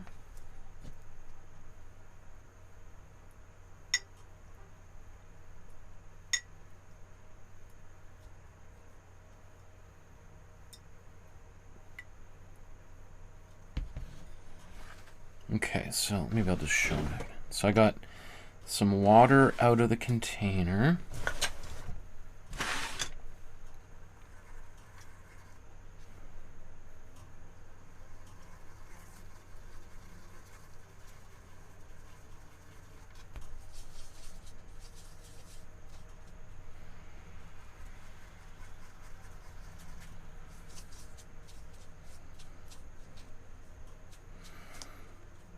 So I'm gonna have like a relatively diluted color here. My hope is, I probably should have tested this before I kept adding more and more water to it.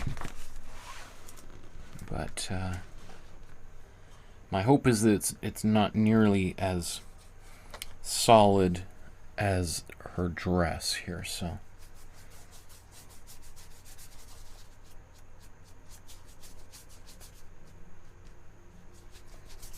That's not bad.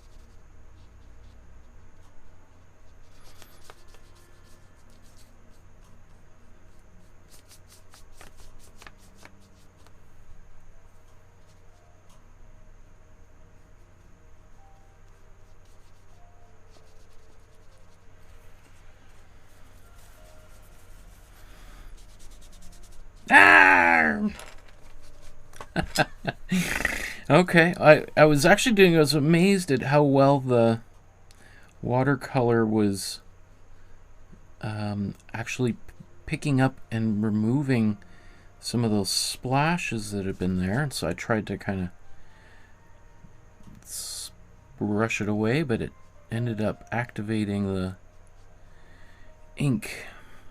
Good to know.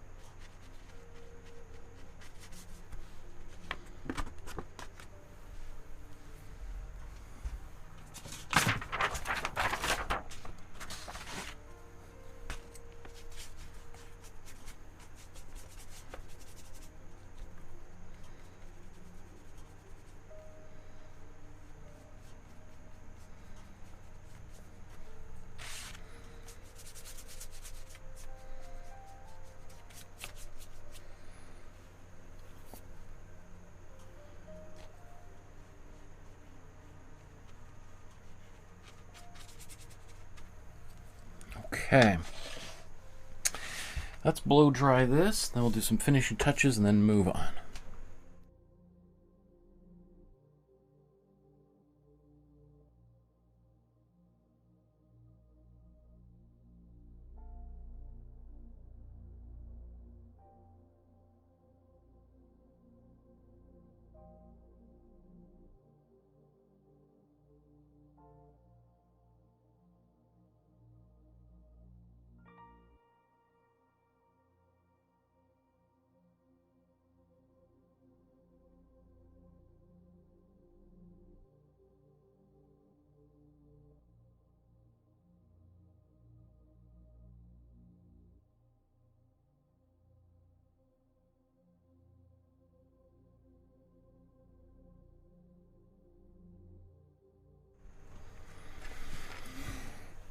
Okay, so we're getting pretty close. I think I just want to do a little bit of finishing touches now.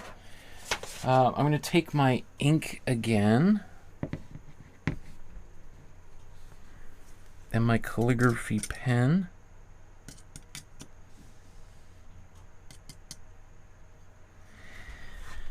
And just maybe tidy up a few things, especially kind of go over some lines that I want to be a little bit darker. Let's say like eyes.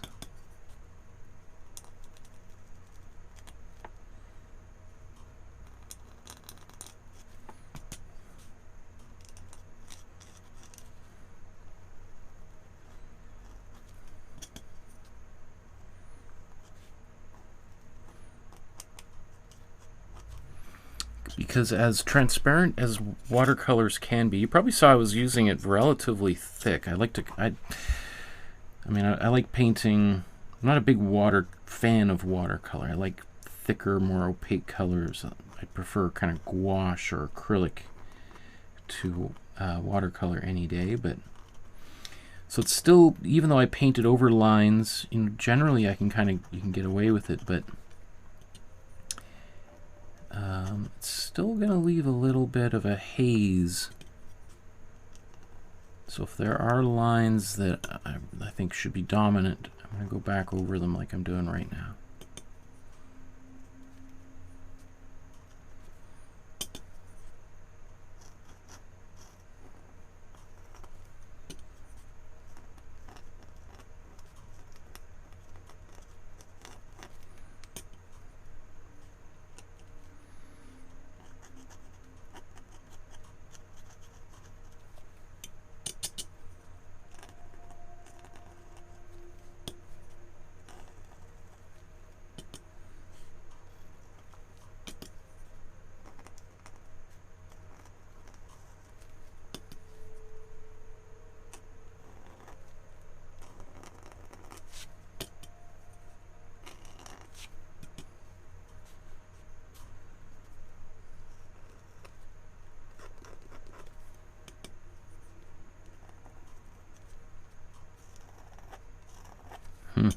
In retrospect, maybe I would have done the lines in the hair here, just save them until this stage.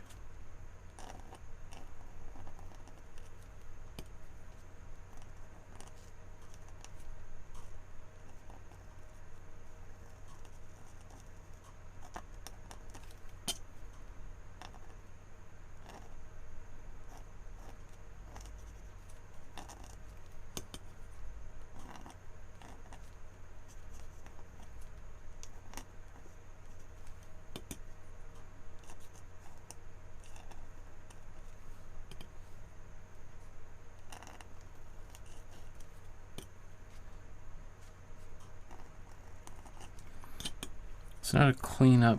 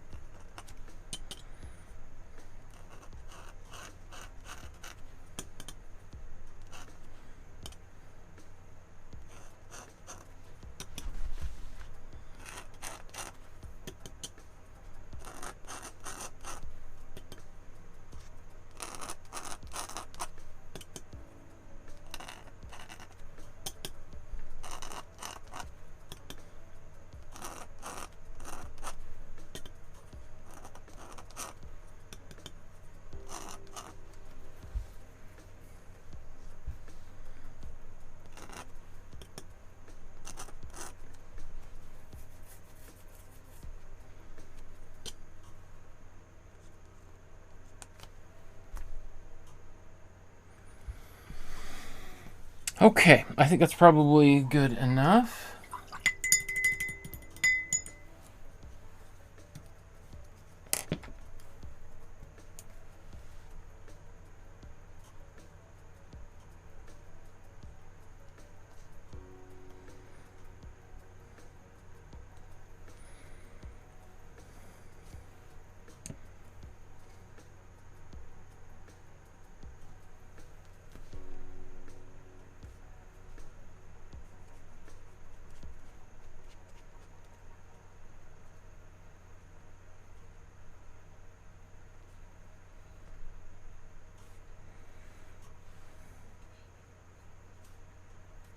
Oh, the stripe on Charlie Brown's shirt should be black, shouldn't it?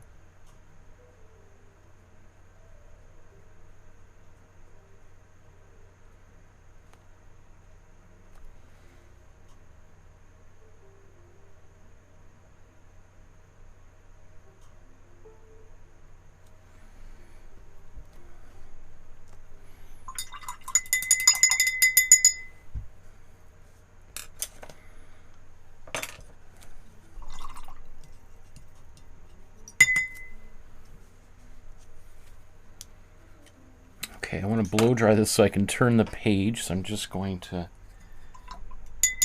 give it a second so that when I blow dry it, some of that ink I just put in there is kind of thick.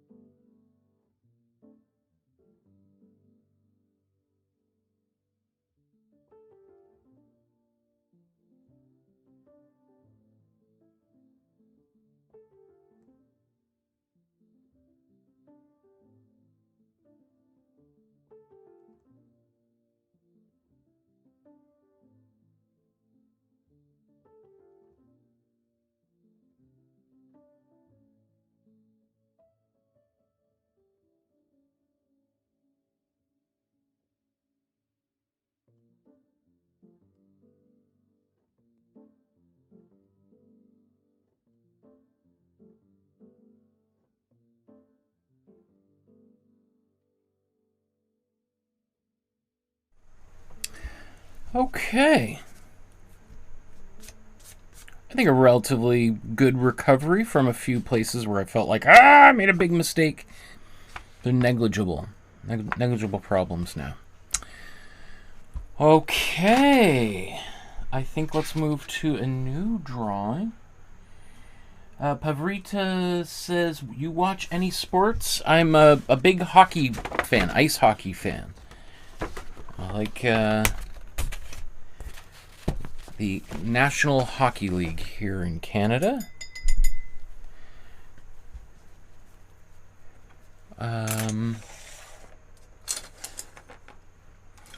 When I was in Australia this time, no, was it a couple of years ago?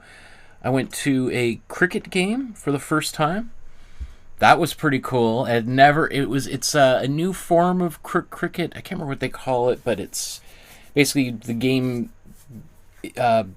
begins and ends is over within like 2.5 hours, as opposed to, like those 2-day games or 2-week-long games or whatever.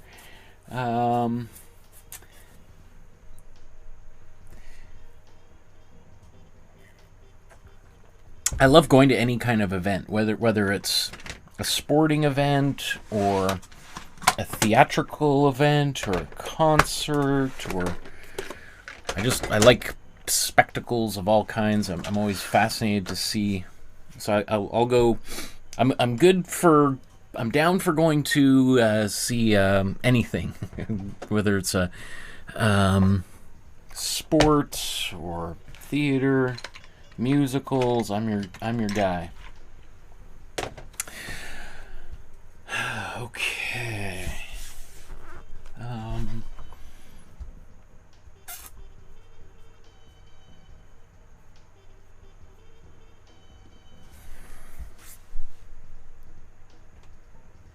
How about yourself? You got a favorite sport there, Pavrita? Oh, thank you.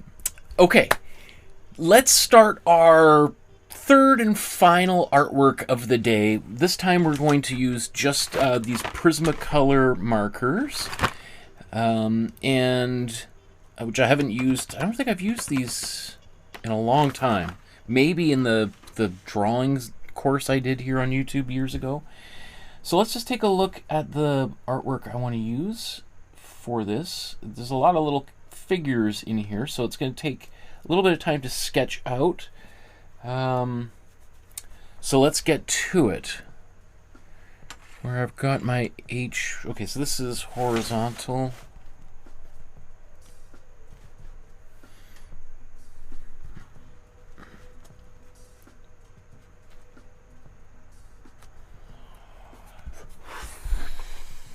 Okay.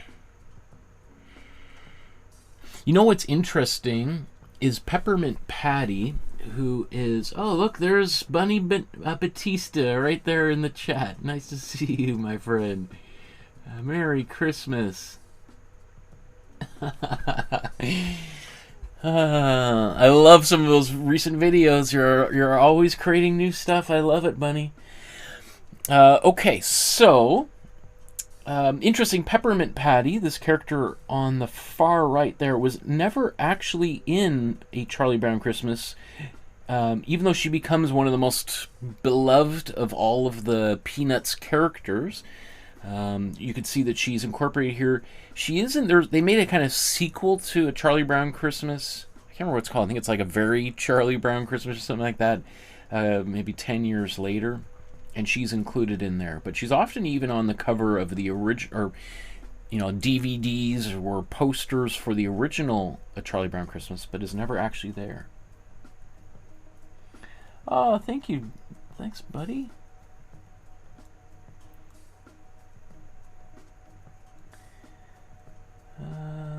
Pavrita says, never had any coaches or anything. I learnt a little friends in school. Well, I'm not sure, a little French or learned a little... Oh, basketball. Sorry, I didn't see your previous comment. I like basketball, but I don't play so well.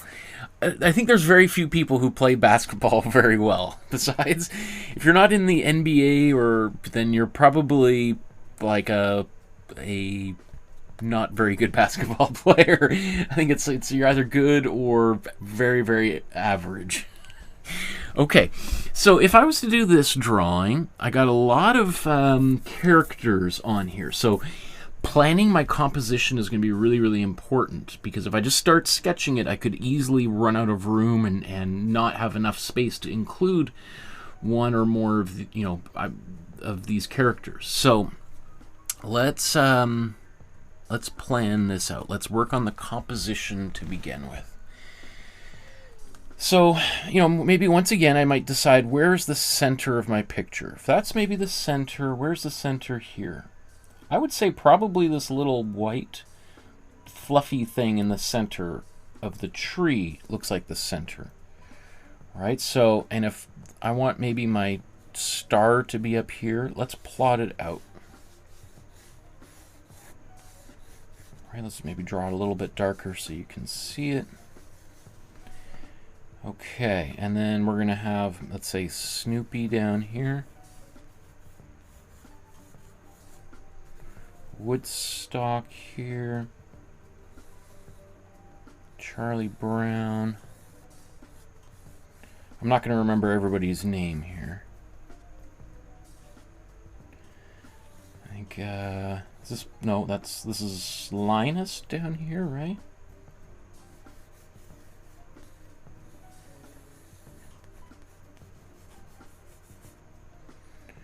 Peppermint Patty back here. That's not Lucy. Who's this? I can never remember all their names.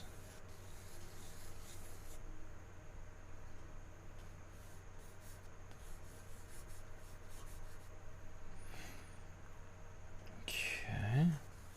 Now, everybody is they're all overlapping each other a lot. I might space them out just a little bit.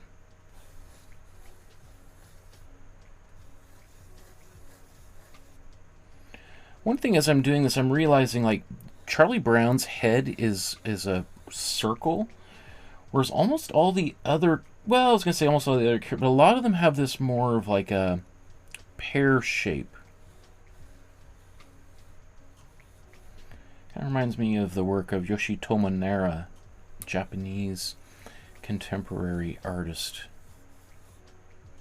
who I'm sure I would have been deeply influenced by something like Charles M. Schulz characters here.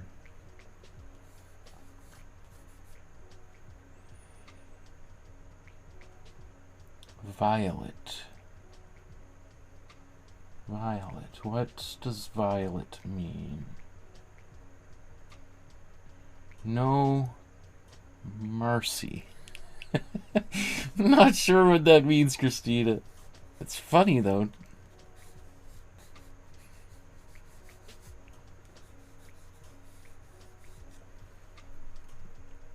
Okay, now these characters are starting to get bigger and bigger, and they're making my tree look small, so maybe this tree is going to have to move up here. Okay. I'm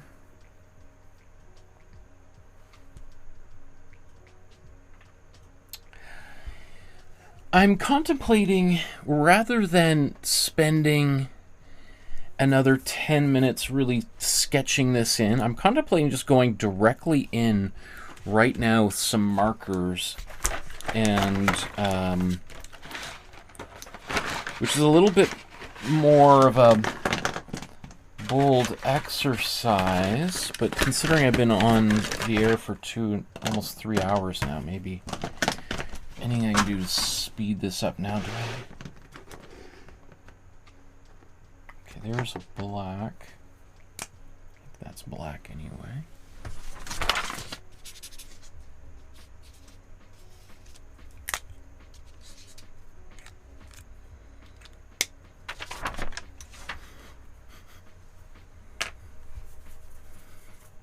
Just wondering if I'm going to get a little lightheaded here using these markers. Some of them are very, very... Oh, Marcy. Marcy is Peppermint Patty's friend. Okay, I gotcha. I'm like, Marcy Christmas? That's funny, Christina. I appreciate it. Okay, so let's where should I go? I might start in the front and then work my way backwards. Meaning I may even move some of these characters down. I might move Snoopy a little bit further down here. So maybe should we even just zoom right in here and go...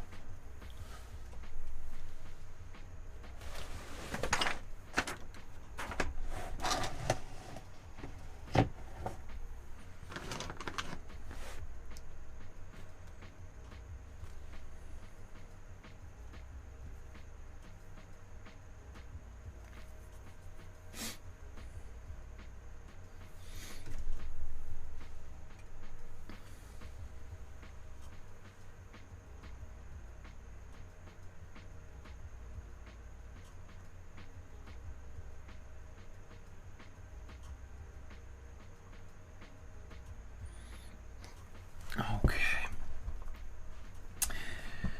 Let's see. Let's start Snoopy's nose here.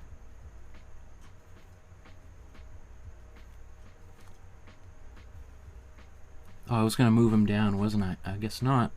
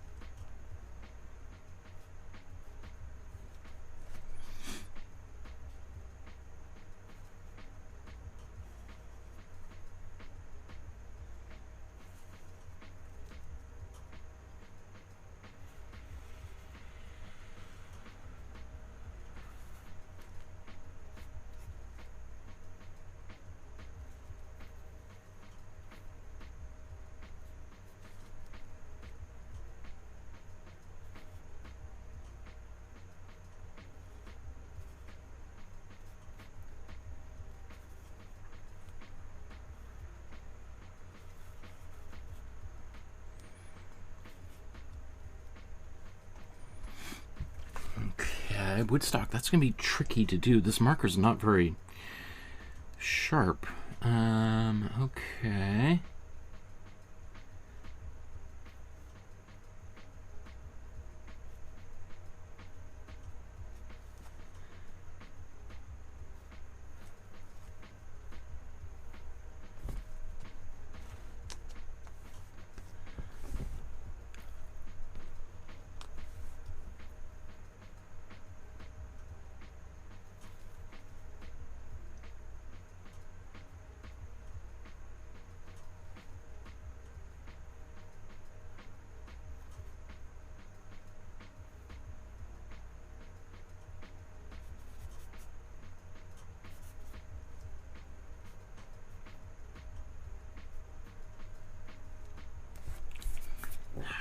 Biggest fan with this here.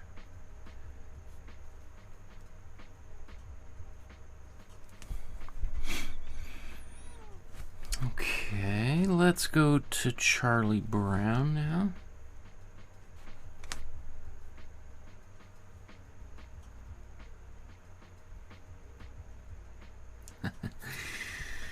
Bunny says, I'm glad you're going for the full ensemble. After yesterday's show, I didn't think you'd go for the full Christmas special. You got this. Thank you, my friend. I appreciate that.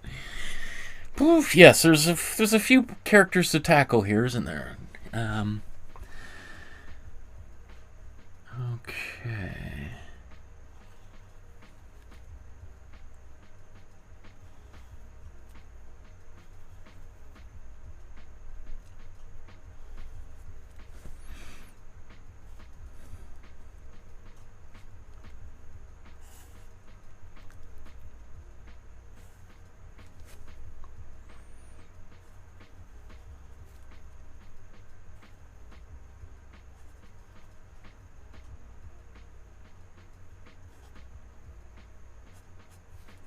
Now that hat's should have come out a little bit further. Now it doesn't quite fit his head, right? But what are you gonna do?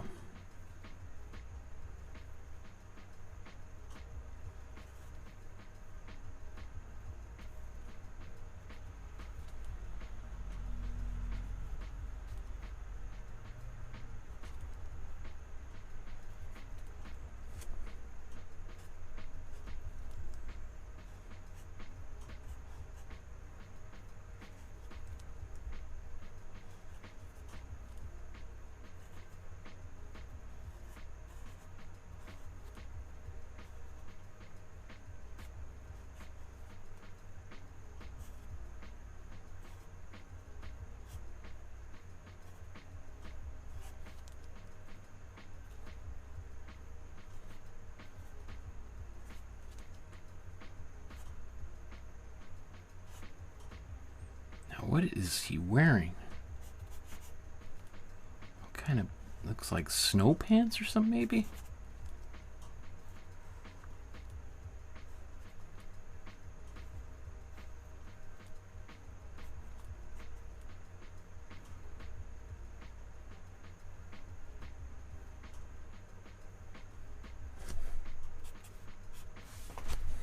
Okay.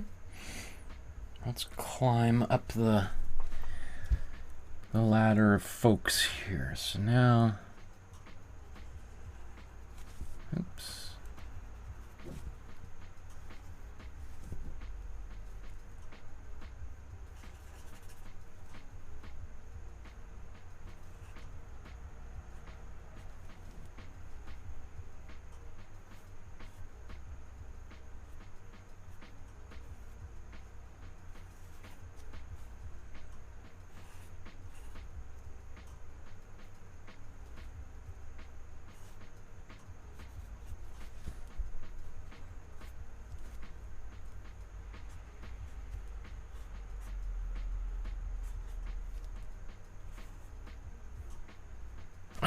Wasn't that, none of that's on camera. Ah, my goodness, drives me crazy when I do that. Okay. Where is that supposed to go?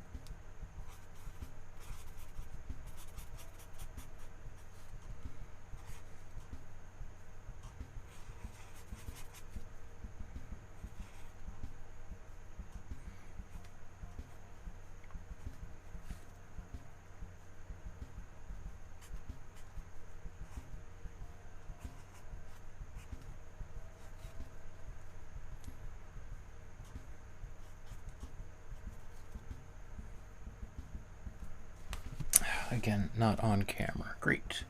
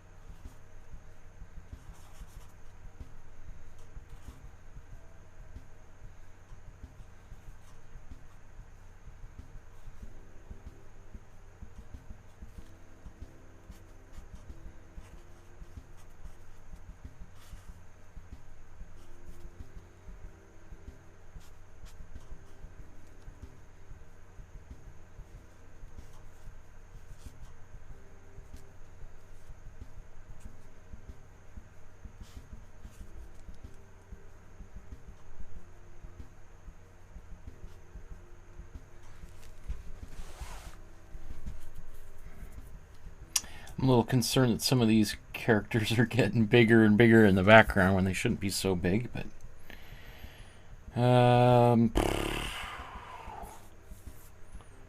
let's I'm gonna pick up over this side here and maybe leave the tree to last.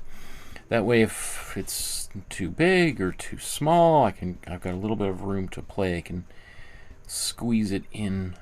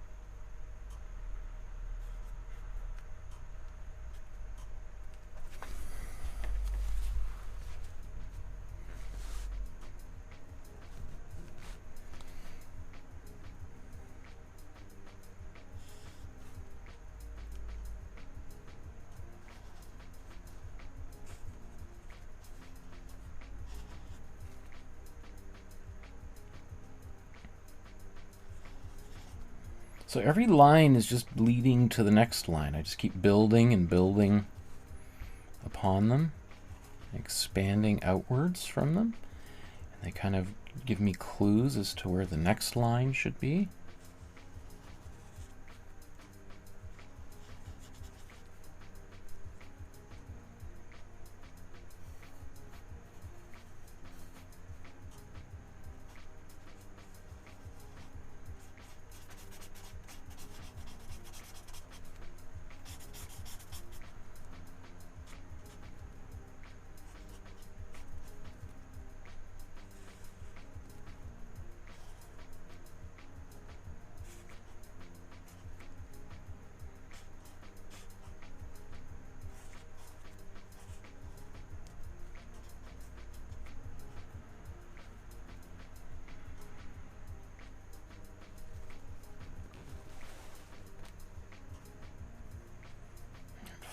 pig pen hiding up at the top here.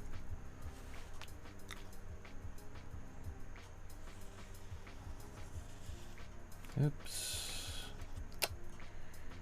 That ear should have been there, darn it.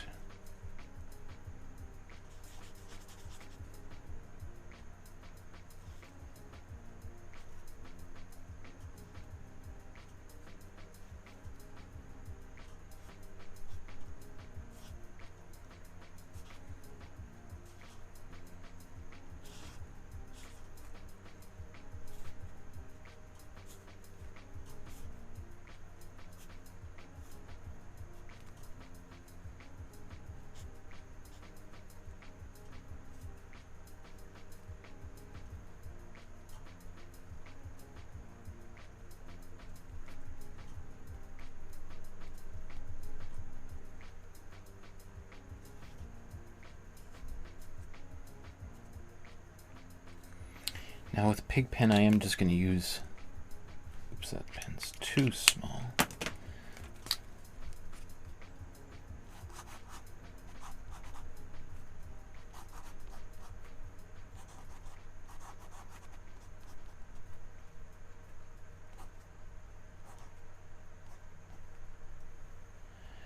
Probably could have used this thin pen elsewhere. Okay, now let's go back to the Christmas tree. Might move the Christmas tree over. In fact, let me just see. Yeah, I might move the Christmas tree over ever so slightly.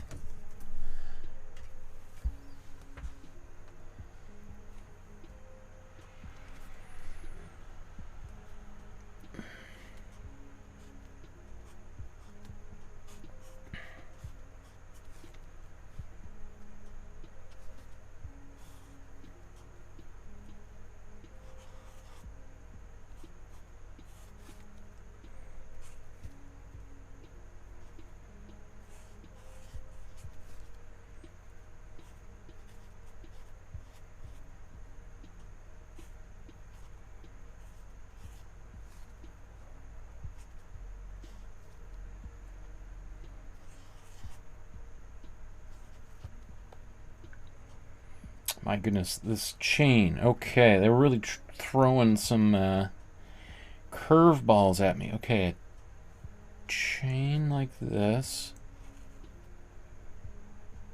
Okay, let's... I used to draw this kind of stuff all the time. So let's see, let's draw the... I got room for one more down there.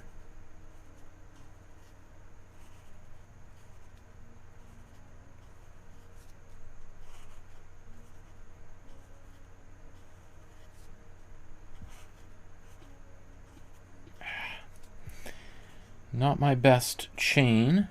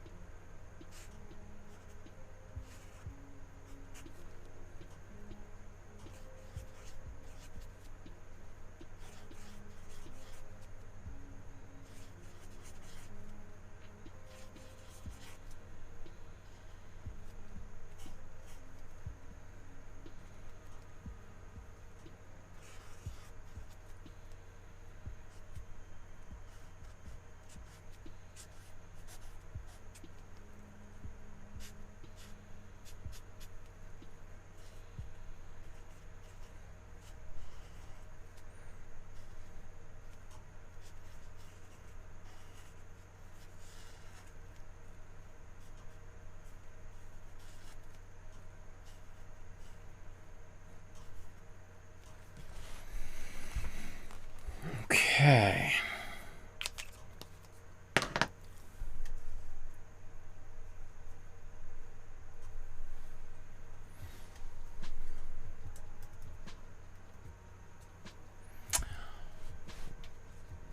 So, there's all the characters quickly sketched in. I'm going to take my kneadable eraser, and everything should be nice and dry. It's a marker after all.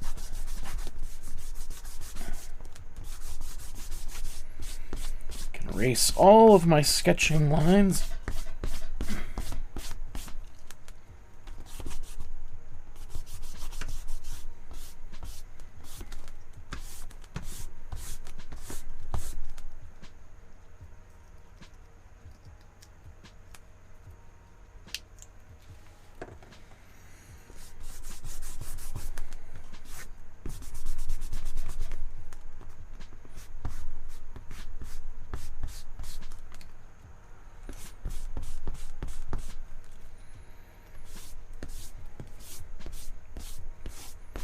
One thing I find is you can erase for like an hour, and you'll feel like I have thoroughly erased it. And then you'll, as you're going, you'll realize, how is there a spot where there's this like such a glaringly obviously pencil line that I didn't erase? How did that manage to survive? But it did. Okay.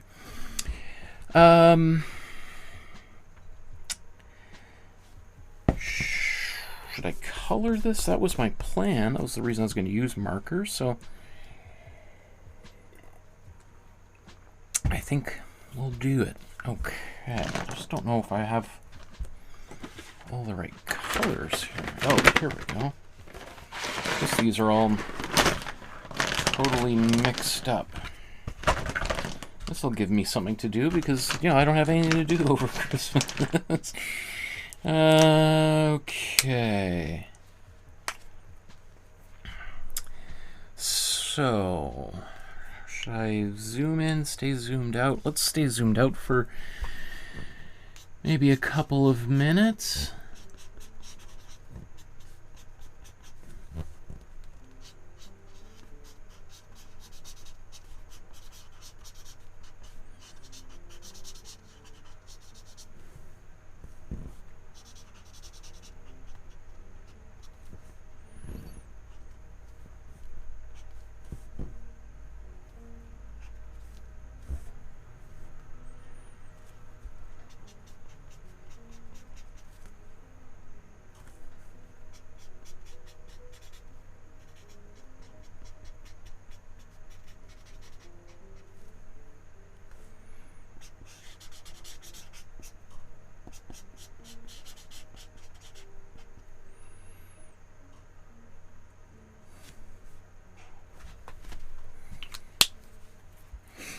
One thing I'll just mention, when I'm doing something like this, and I've got a color, maybe it's a colored pencils, rather than just putting it back into the stack, I must always just take that color and put it to the side. That way, ooh, I should put the cap back on this black, hey?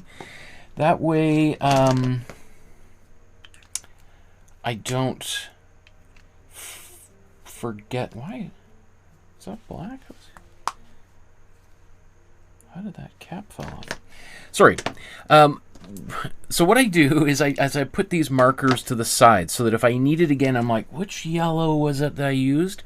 I'm like, okay, well, it's got to be one of these ones that I used here. And I also try to put them back in the order. So I've got my black and I got my yellow side by side so that I know what order I've used them in. So if I do use multiple yellows, I've got some kind of record here.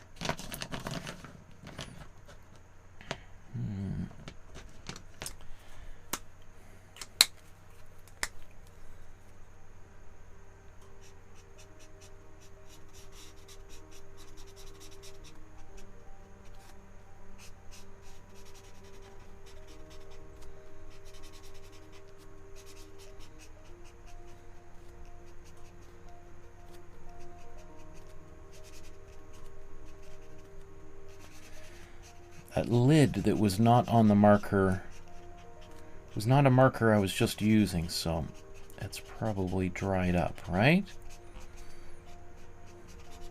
Right? It's gotta be. It's been years since I've used these markers, so unless it popped out when I opened the box and it's somehow But these lids generally are pretty hard to get off. I don't think I was too aggressive with my removing the markers from the box.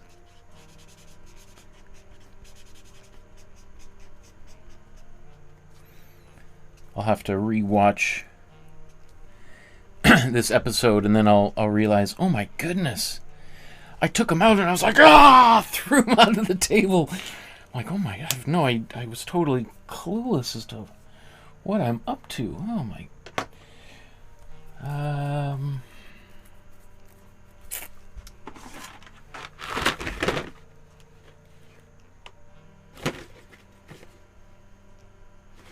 These are all mixed up.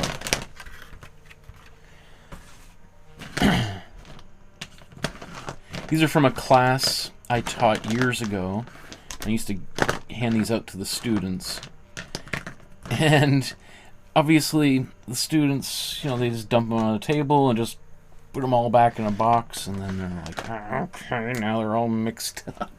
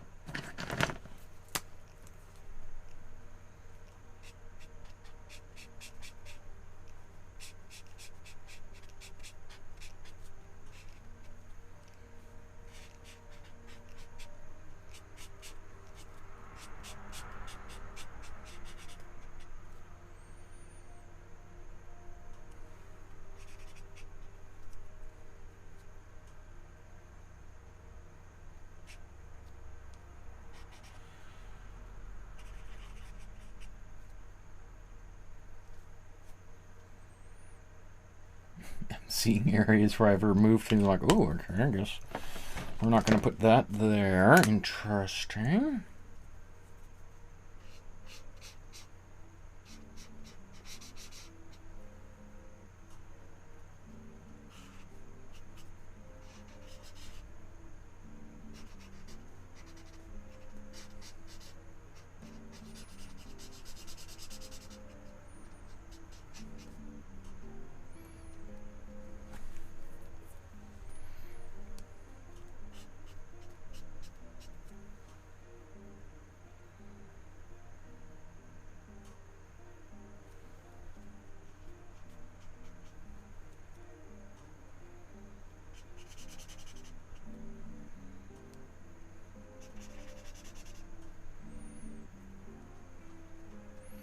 So I don't have nearly the same range of colors that are in this original here, so there's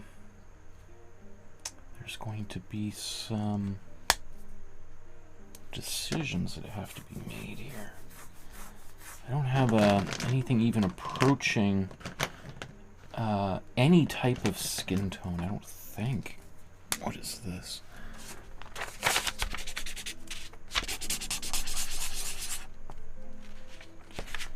Well, that's dried. I kind of almost feel like maybe I should just keep the lid off of it. Well, this whole thing's garbage. Okay, good to know. Do I have that same color?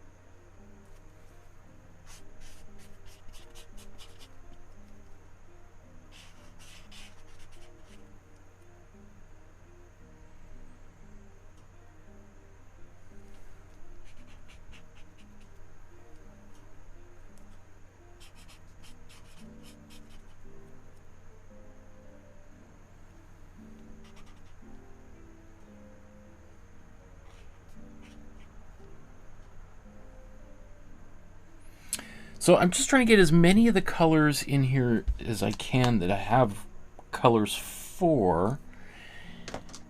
And then I'll have to make some difficult decisions as to how to replace some colors. I think that might be is that my whole palette?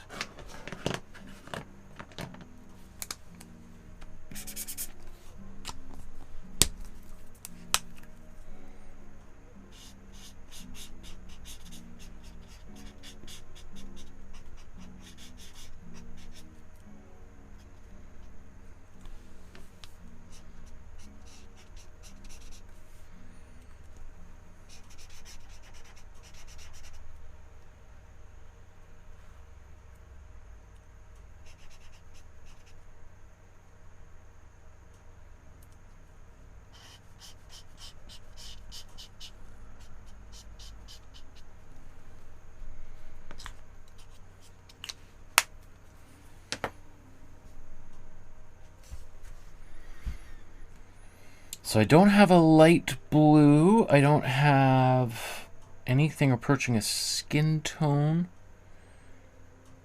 I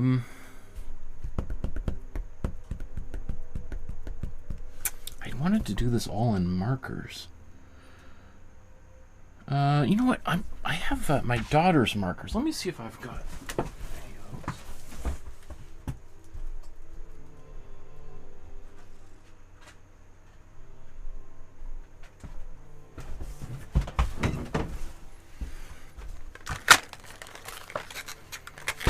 Okay, I got some Crayola markers.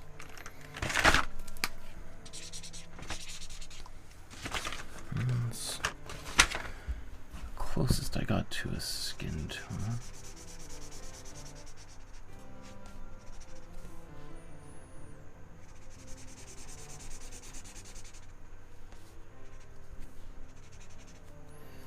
So all but one person here is Caucasian, I think, right?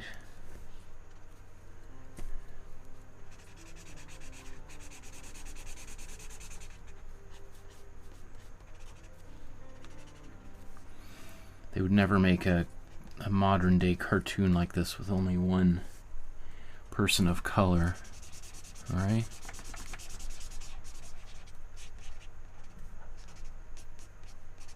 I mean, it's almost kind of surprising that Pigpen himself isn't a person of color, right? Considering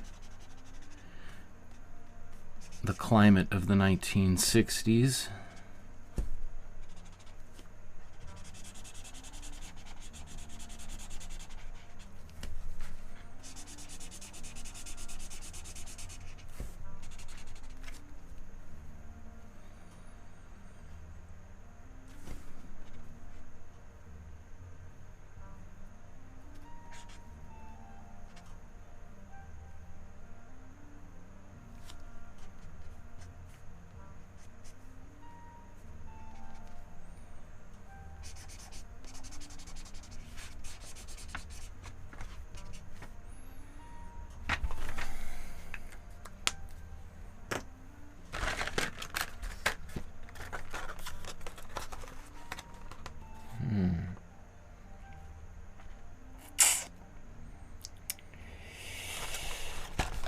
I don't really have a brown.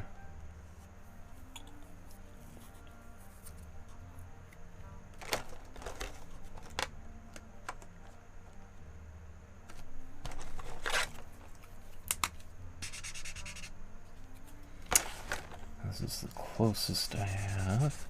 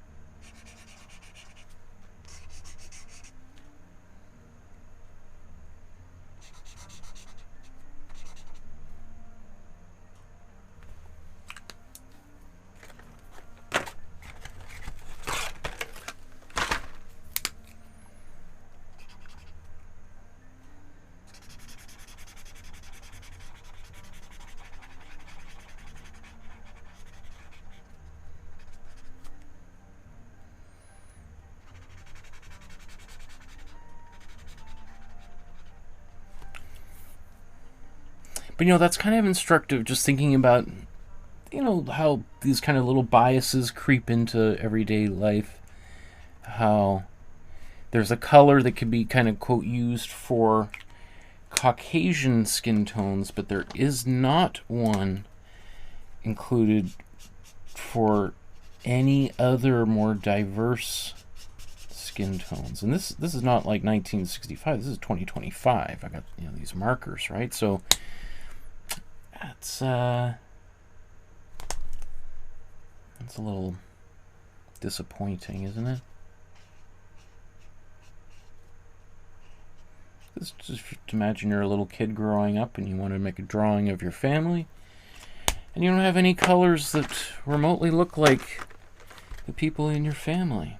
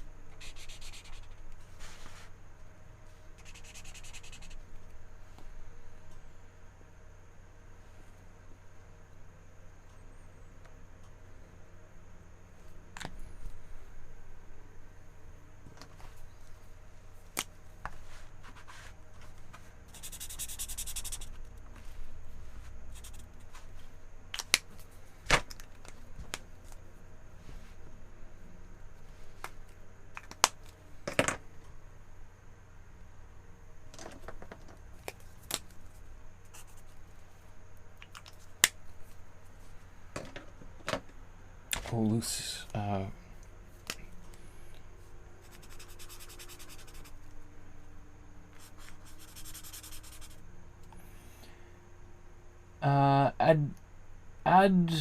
Adamil says, greetings from, oh my goodness, I know there's a new way of pronouncing, it's not Turkey. I feel like an idiot that I should know how to say that. Turkey.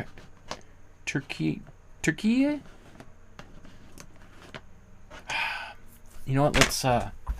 Let's all learn a little lesson here. Teachable moment. How to pronounce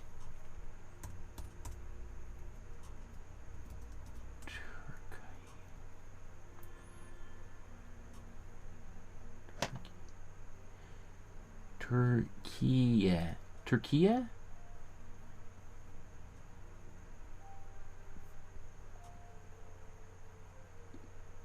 Build a website you love.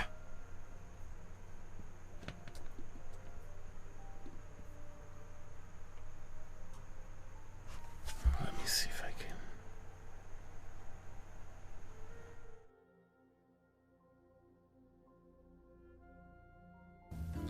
We are looking at how to pronounce this name as well as the name of the country in Turkish.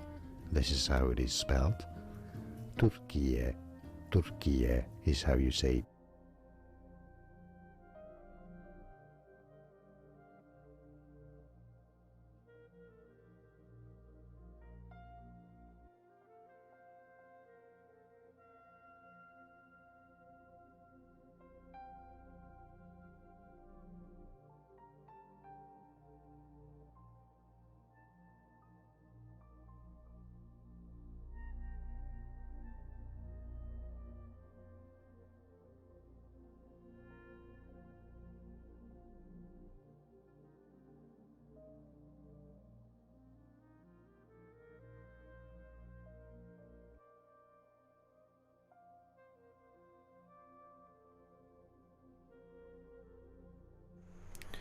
Turkey.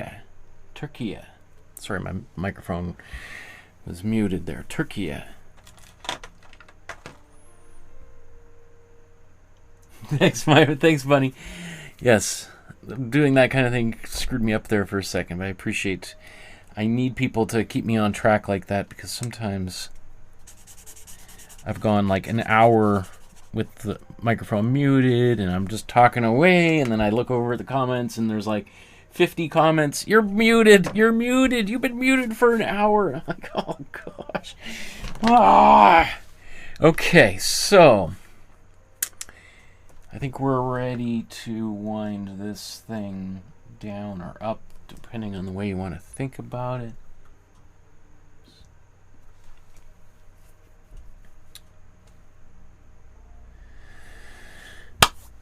Okay, folks, we've reached the end of this episode. We're about to do a little side-by-side comparison and look at all 3 drawings we created today and determine how well they turned out. And if you're watching this video and you just skipped to this point, well, welcome, and let's see if this is something you want to go back and draw with me. So maybe before we do, just a quick reminder to like, subscribe, and hit that notification bell so you know when the future episodes are taking place. There's going to be another one in a couple of days. Tomorrow we're going to do Our Lady of Guadalupe, a very famous, iconic image, especially in Mexico. The history of it totally stunned me. I had no idea. I just thought it was a picture of Mary. There's a whole bunch more to that story that I did not realize. So hit the notification bell so you know when that episode's taking place. If you want to support the channel with a small donation, $1, $5 or something to help keep the lights and the internet running, I'd appreciate that. I entirely depend on that. You'll notice that I'm not foisting any kind of, like, for instance, the one thing I keep getting this company that wants me to promote tarot card readings to people. And while probably there's a few of you who might be interested in that, you'll notice I'm not getting paid to promote that or any other product here. And so I rely entirely on the support of generous donors like you, like PBS used to say, right? So if you scan the QR code, it's going to take you to a page like that where you can safely donate to support the channel. And if you want to send an e-transfer or check in the mail, my email is on my website and the Facebook group. Please contact me through, you have to, I know it's an extra little step to get there, but it helps slow down the relentless assault of spam that I get because of being here out in public. So speaking of our Facebook group, take a photograph of whatever you've created, upload it to our Facebook group, and then usually once every 5-6 weeks or so I go through everything that's on there and give people free feedback. We're going to be doing that next week, or maybe even this weekend. I don't know. We'll in the next few days we're going to do that big episode I've been meaning to do for a while. I've put it off for a little while, so that's coming down the pipeline. Whether it's some of the Charles M. Schulz, Charlie Brown, Snoopy images we've done the last couple days, or something you did 5 years ago, or that I did 5 years ago, that free drawing class I taught here on YouTube, I still give people free feedback on that and paintings and stuff. So join the Facebook group. That's what it looks like. I also write a little bio for each one of these episodes. So let's go to... what was the first one we did today? Let's go back here and let's bring up the original.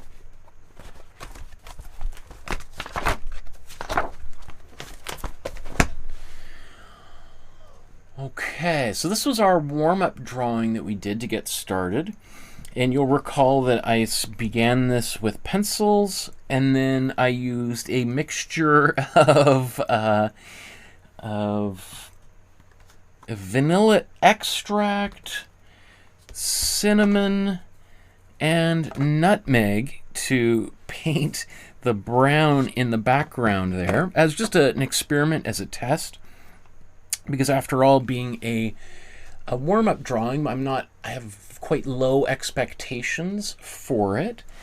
And so it's an opportunity to play around a little bit. And while it didn't turn out to my exactly the way I'd hoped, you know, it's now I know what vanillas and cinnamon and especially nutmeg are not really good for painting with, but it was a lot of fun, and if it had worked out, that could have been a really cool breakthrough.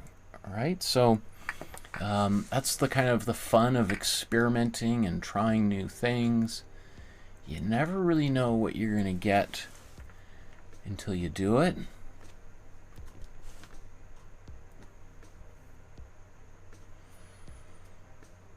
All right, so then I wasn't that unconventional, non-traditional material I was using to paint with was quite faint, so I did go back over it with pen. It's a different image. Obviously, I didn't use color either, but it I don't know, still kind of a fun experience. Now I notice as time has progressed, that vanilla has really faded. I think if you look back earlier in this episode, you'll notice it's definitely darker than it is now. Like it's probably almost barely showing up there on camera now that I look at it. So now that does make me feel better that I did go back over it with pen, because if we an hour later went back and like the drawing's gone, that would have been a little bit depressing, right? Okay. So let's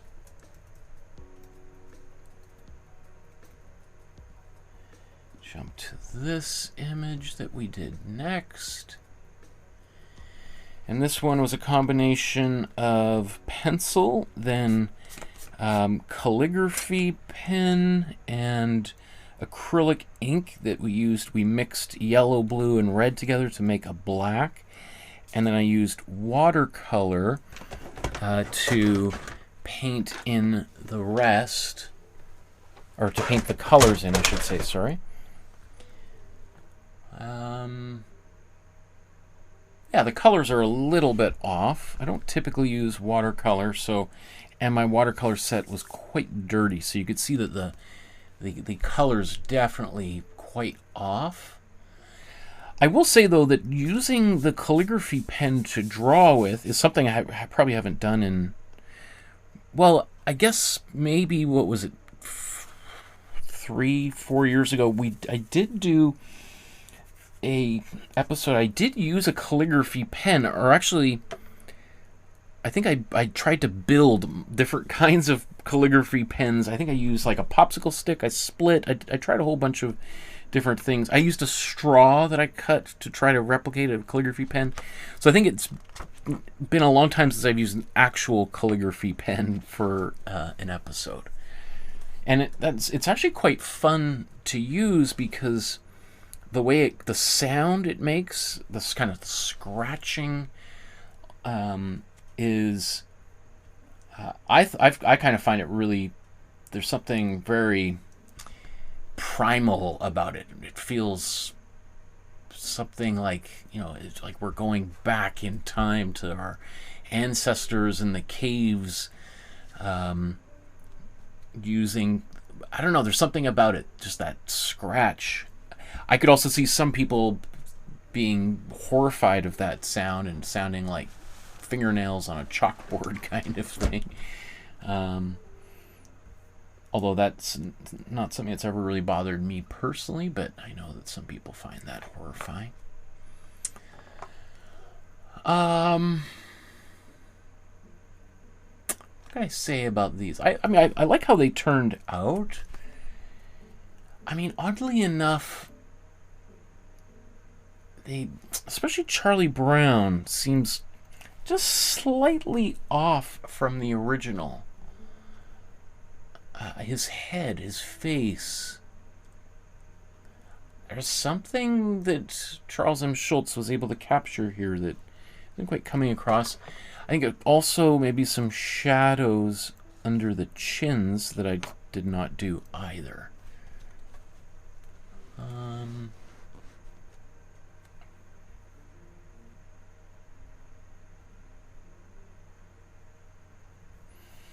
Bunny says, it's very meditative watching you draw and hearing the pens. Oh, I'm glad. I wonder if any of the scratching with the calligraphy pen was audible at all. I hope so, because I found that very pleasant. I was almost thinking of getting a recorder out and just recording that audio for some ASMR. That's where I would probably do that in the future. So obviously you can see some changes I had to make just because of my composition. The figures got bigger as I drew it. So you could see the tree kind of ends in a different place in the original versus mine. There was also, if you recall, I had a bunch of splatters and smudges here that I was contemplating trying to kind of fix earlier on. And I was like, you know what, let's get everything painted in, and then we'll see. And actually, while I painted this yellow wash in the background, those splatters almost disappeared. Although it did end up blurring, smearing the ink here, and then so I ended up having to go back and add extra lines on there. But overall, pretty much was able to completely salvage that artwork and not have to worry about it. Oops, not that one. We want this one is our next one.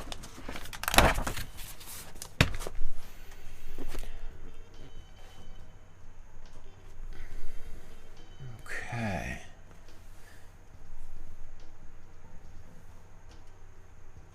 And then there's our third and final drawing we did today with the whole cast of Peanuts together. I think it turned out okay. I mean, this one, the way that I drew this is I very, very quickly sketched it out and then went instantly into the Prismacolors, which I haven't used in a long time. I didn't realize how they're not really very fine, the fine tips. They're in fact probably wider than a new Sharpie would be, which I used yesterday for an episode. So all in all, this drawing, I think it's okay, but it does make me aware of the fact that there's probably a reason why I don't usually use art markers very often.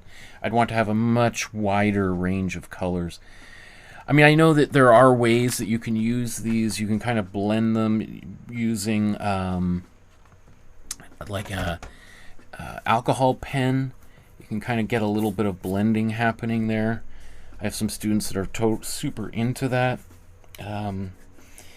But I've never really done too much of that and didn't feel too comfortable just trying that out for the first time here today. Anyway, let's zoom in. Let's maybe get one more.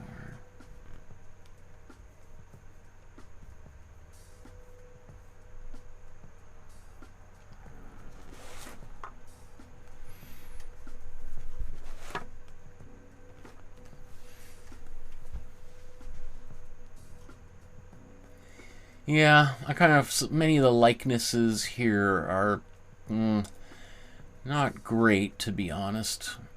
I kind of got a little bit lazy and started to cut some corners. And going a little bit faster, so the level of accuracy here plummeted as I was drawing. I mean, it's not terrible. I mean, as my grandfather used to say, good enough for government work. But I'm not super satisfied with the results. I think it's one of those things that potentially, you know, if I put this away and look at it a few months from now, I'd be like, wow, it looks great. But, you know, when they're side by side, it's hard not to see a whole bunch of differences. But,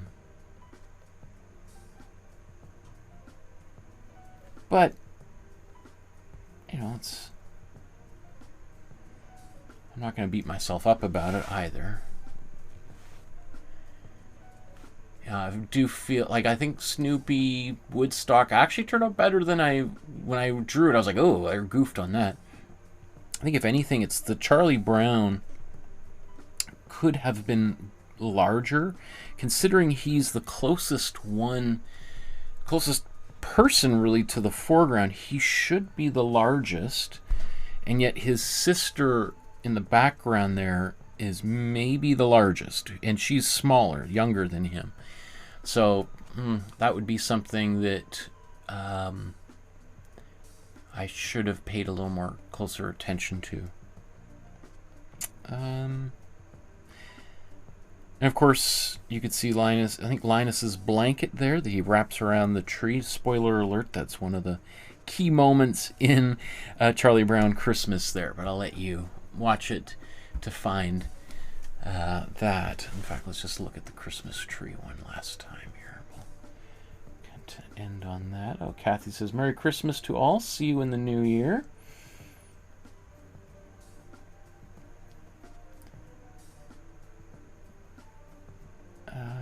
Okay.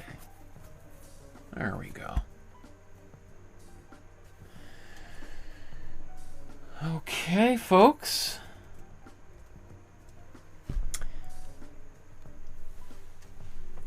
That brings us to the end of another episode. Thank you so much for drawing with me today, keeping me company, for listening to me huff and puff and ramble on and on. I wish you and your family a Merry Christmas. We will see you in a couple of days for another episode, which we're going to turn to paint, acrylic paint, for the first time in a little while, and I'm excited to work on that one. If you don't know what it is, hit the notification bell so you know what that episode is. You'll see it pop up there on your notifications. Right? Just remember, every time you're looking at art, making art, thinking about art, whether that be paintings, drawings, poetry, music, dance, theater, film, television, animations, you're doing the world a good favor, a solid, because the more you're looking at art, thinking about art, consuming art, producing art, you're adding positivity into our world. You're focusing on constructive things, productive things, the best that humanity can offer, rather than contributing to the negativity, the destruction, and the violence in our world. And the more people focus on producing beauty rather than destroying the world around us, the better, more safer our world will be. And I've got a 6-year-old daughter who's excited about Christmas tonight, and I want her to grow up in a world that is full of beauty and positivity. So thank you for doing your part to helping ensure her world is a better place than the one we currently live in. We'll see you guys again in a couple of days. Until then, Merry Christmas to all my friends around the world, and we'll see you again very soon. Have a great night. I hope Santa brings you everything you need and you're with friends and family. We'll see you again very soon. Good night, everybody.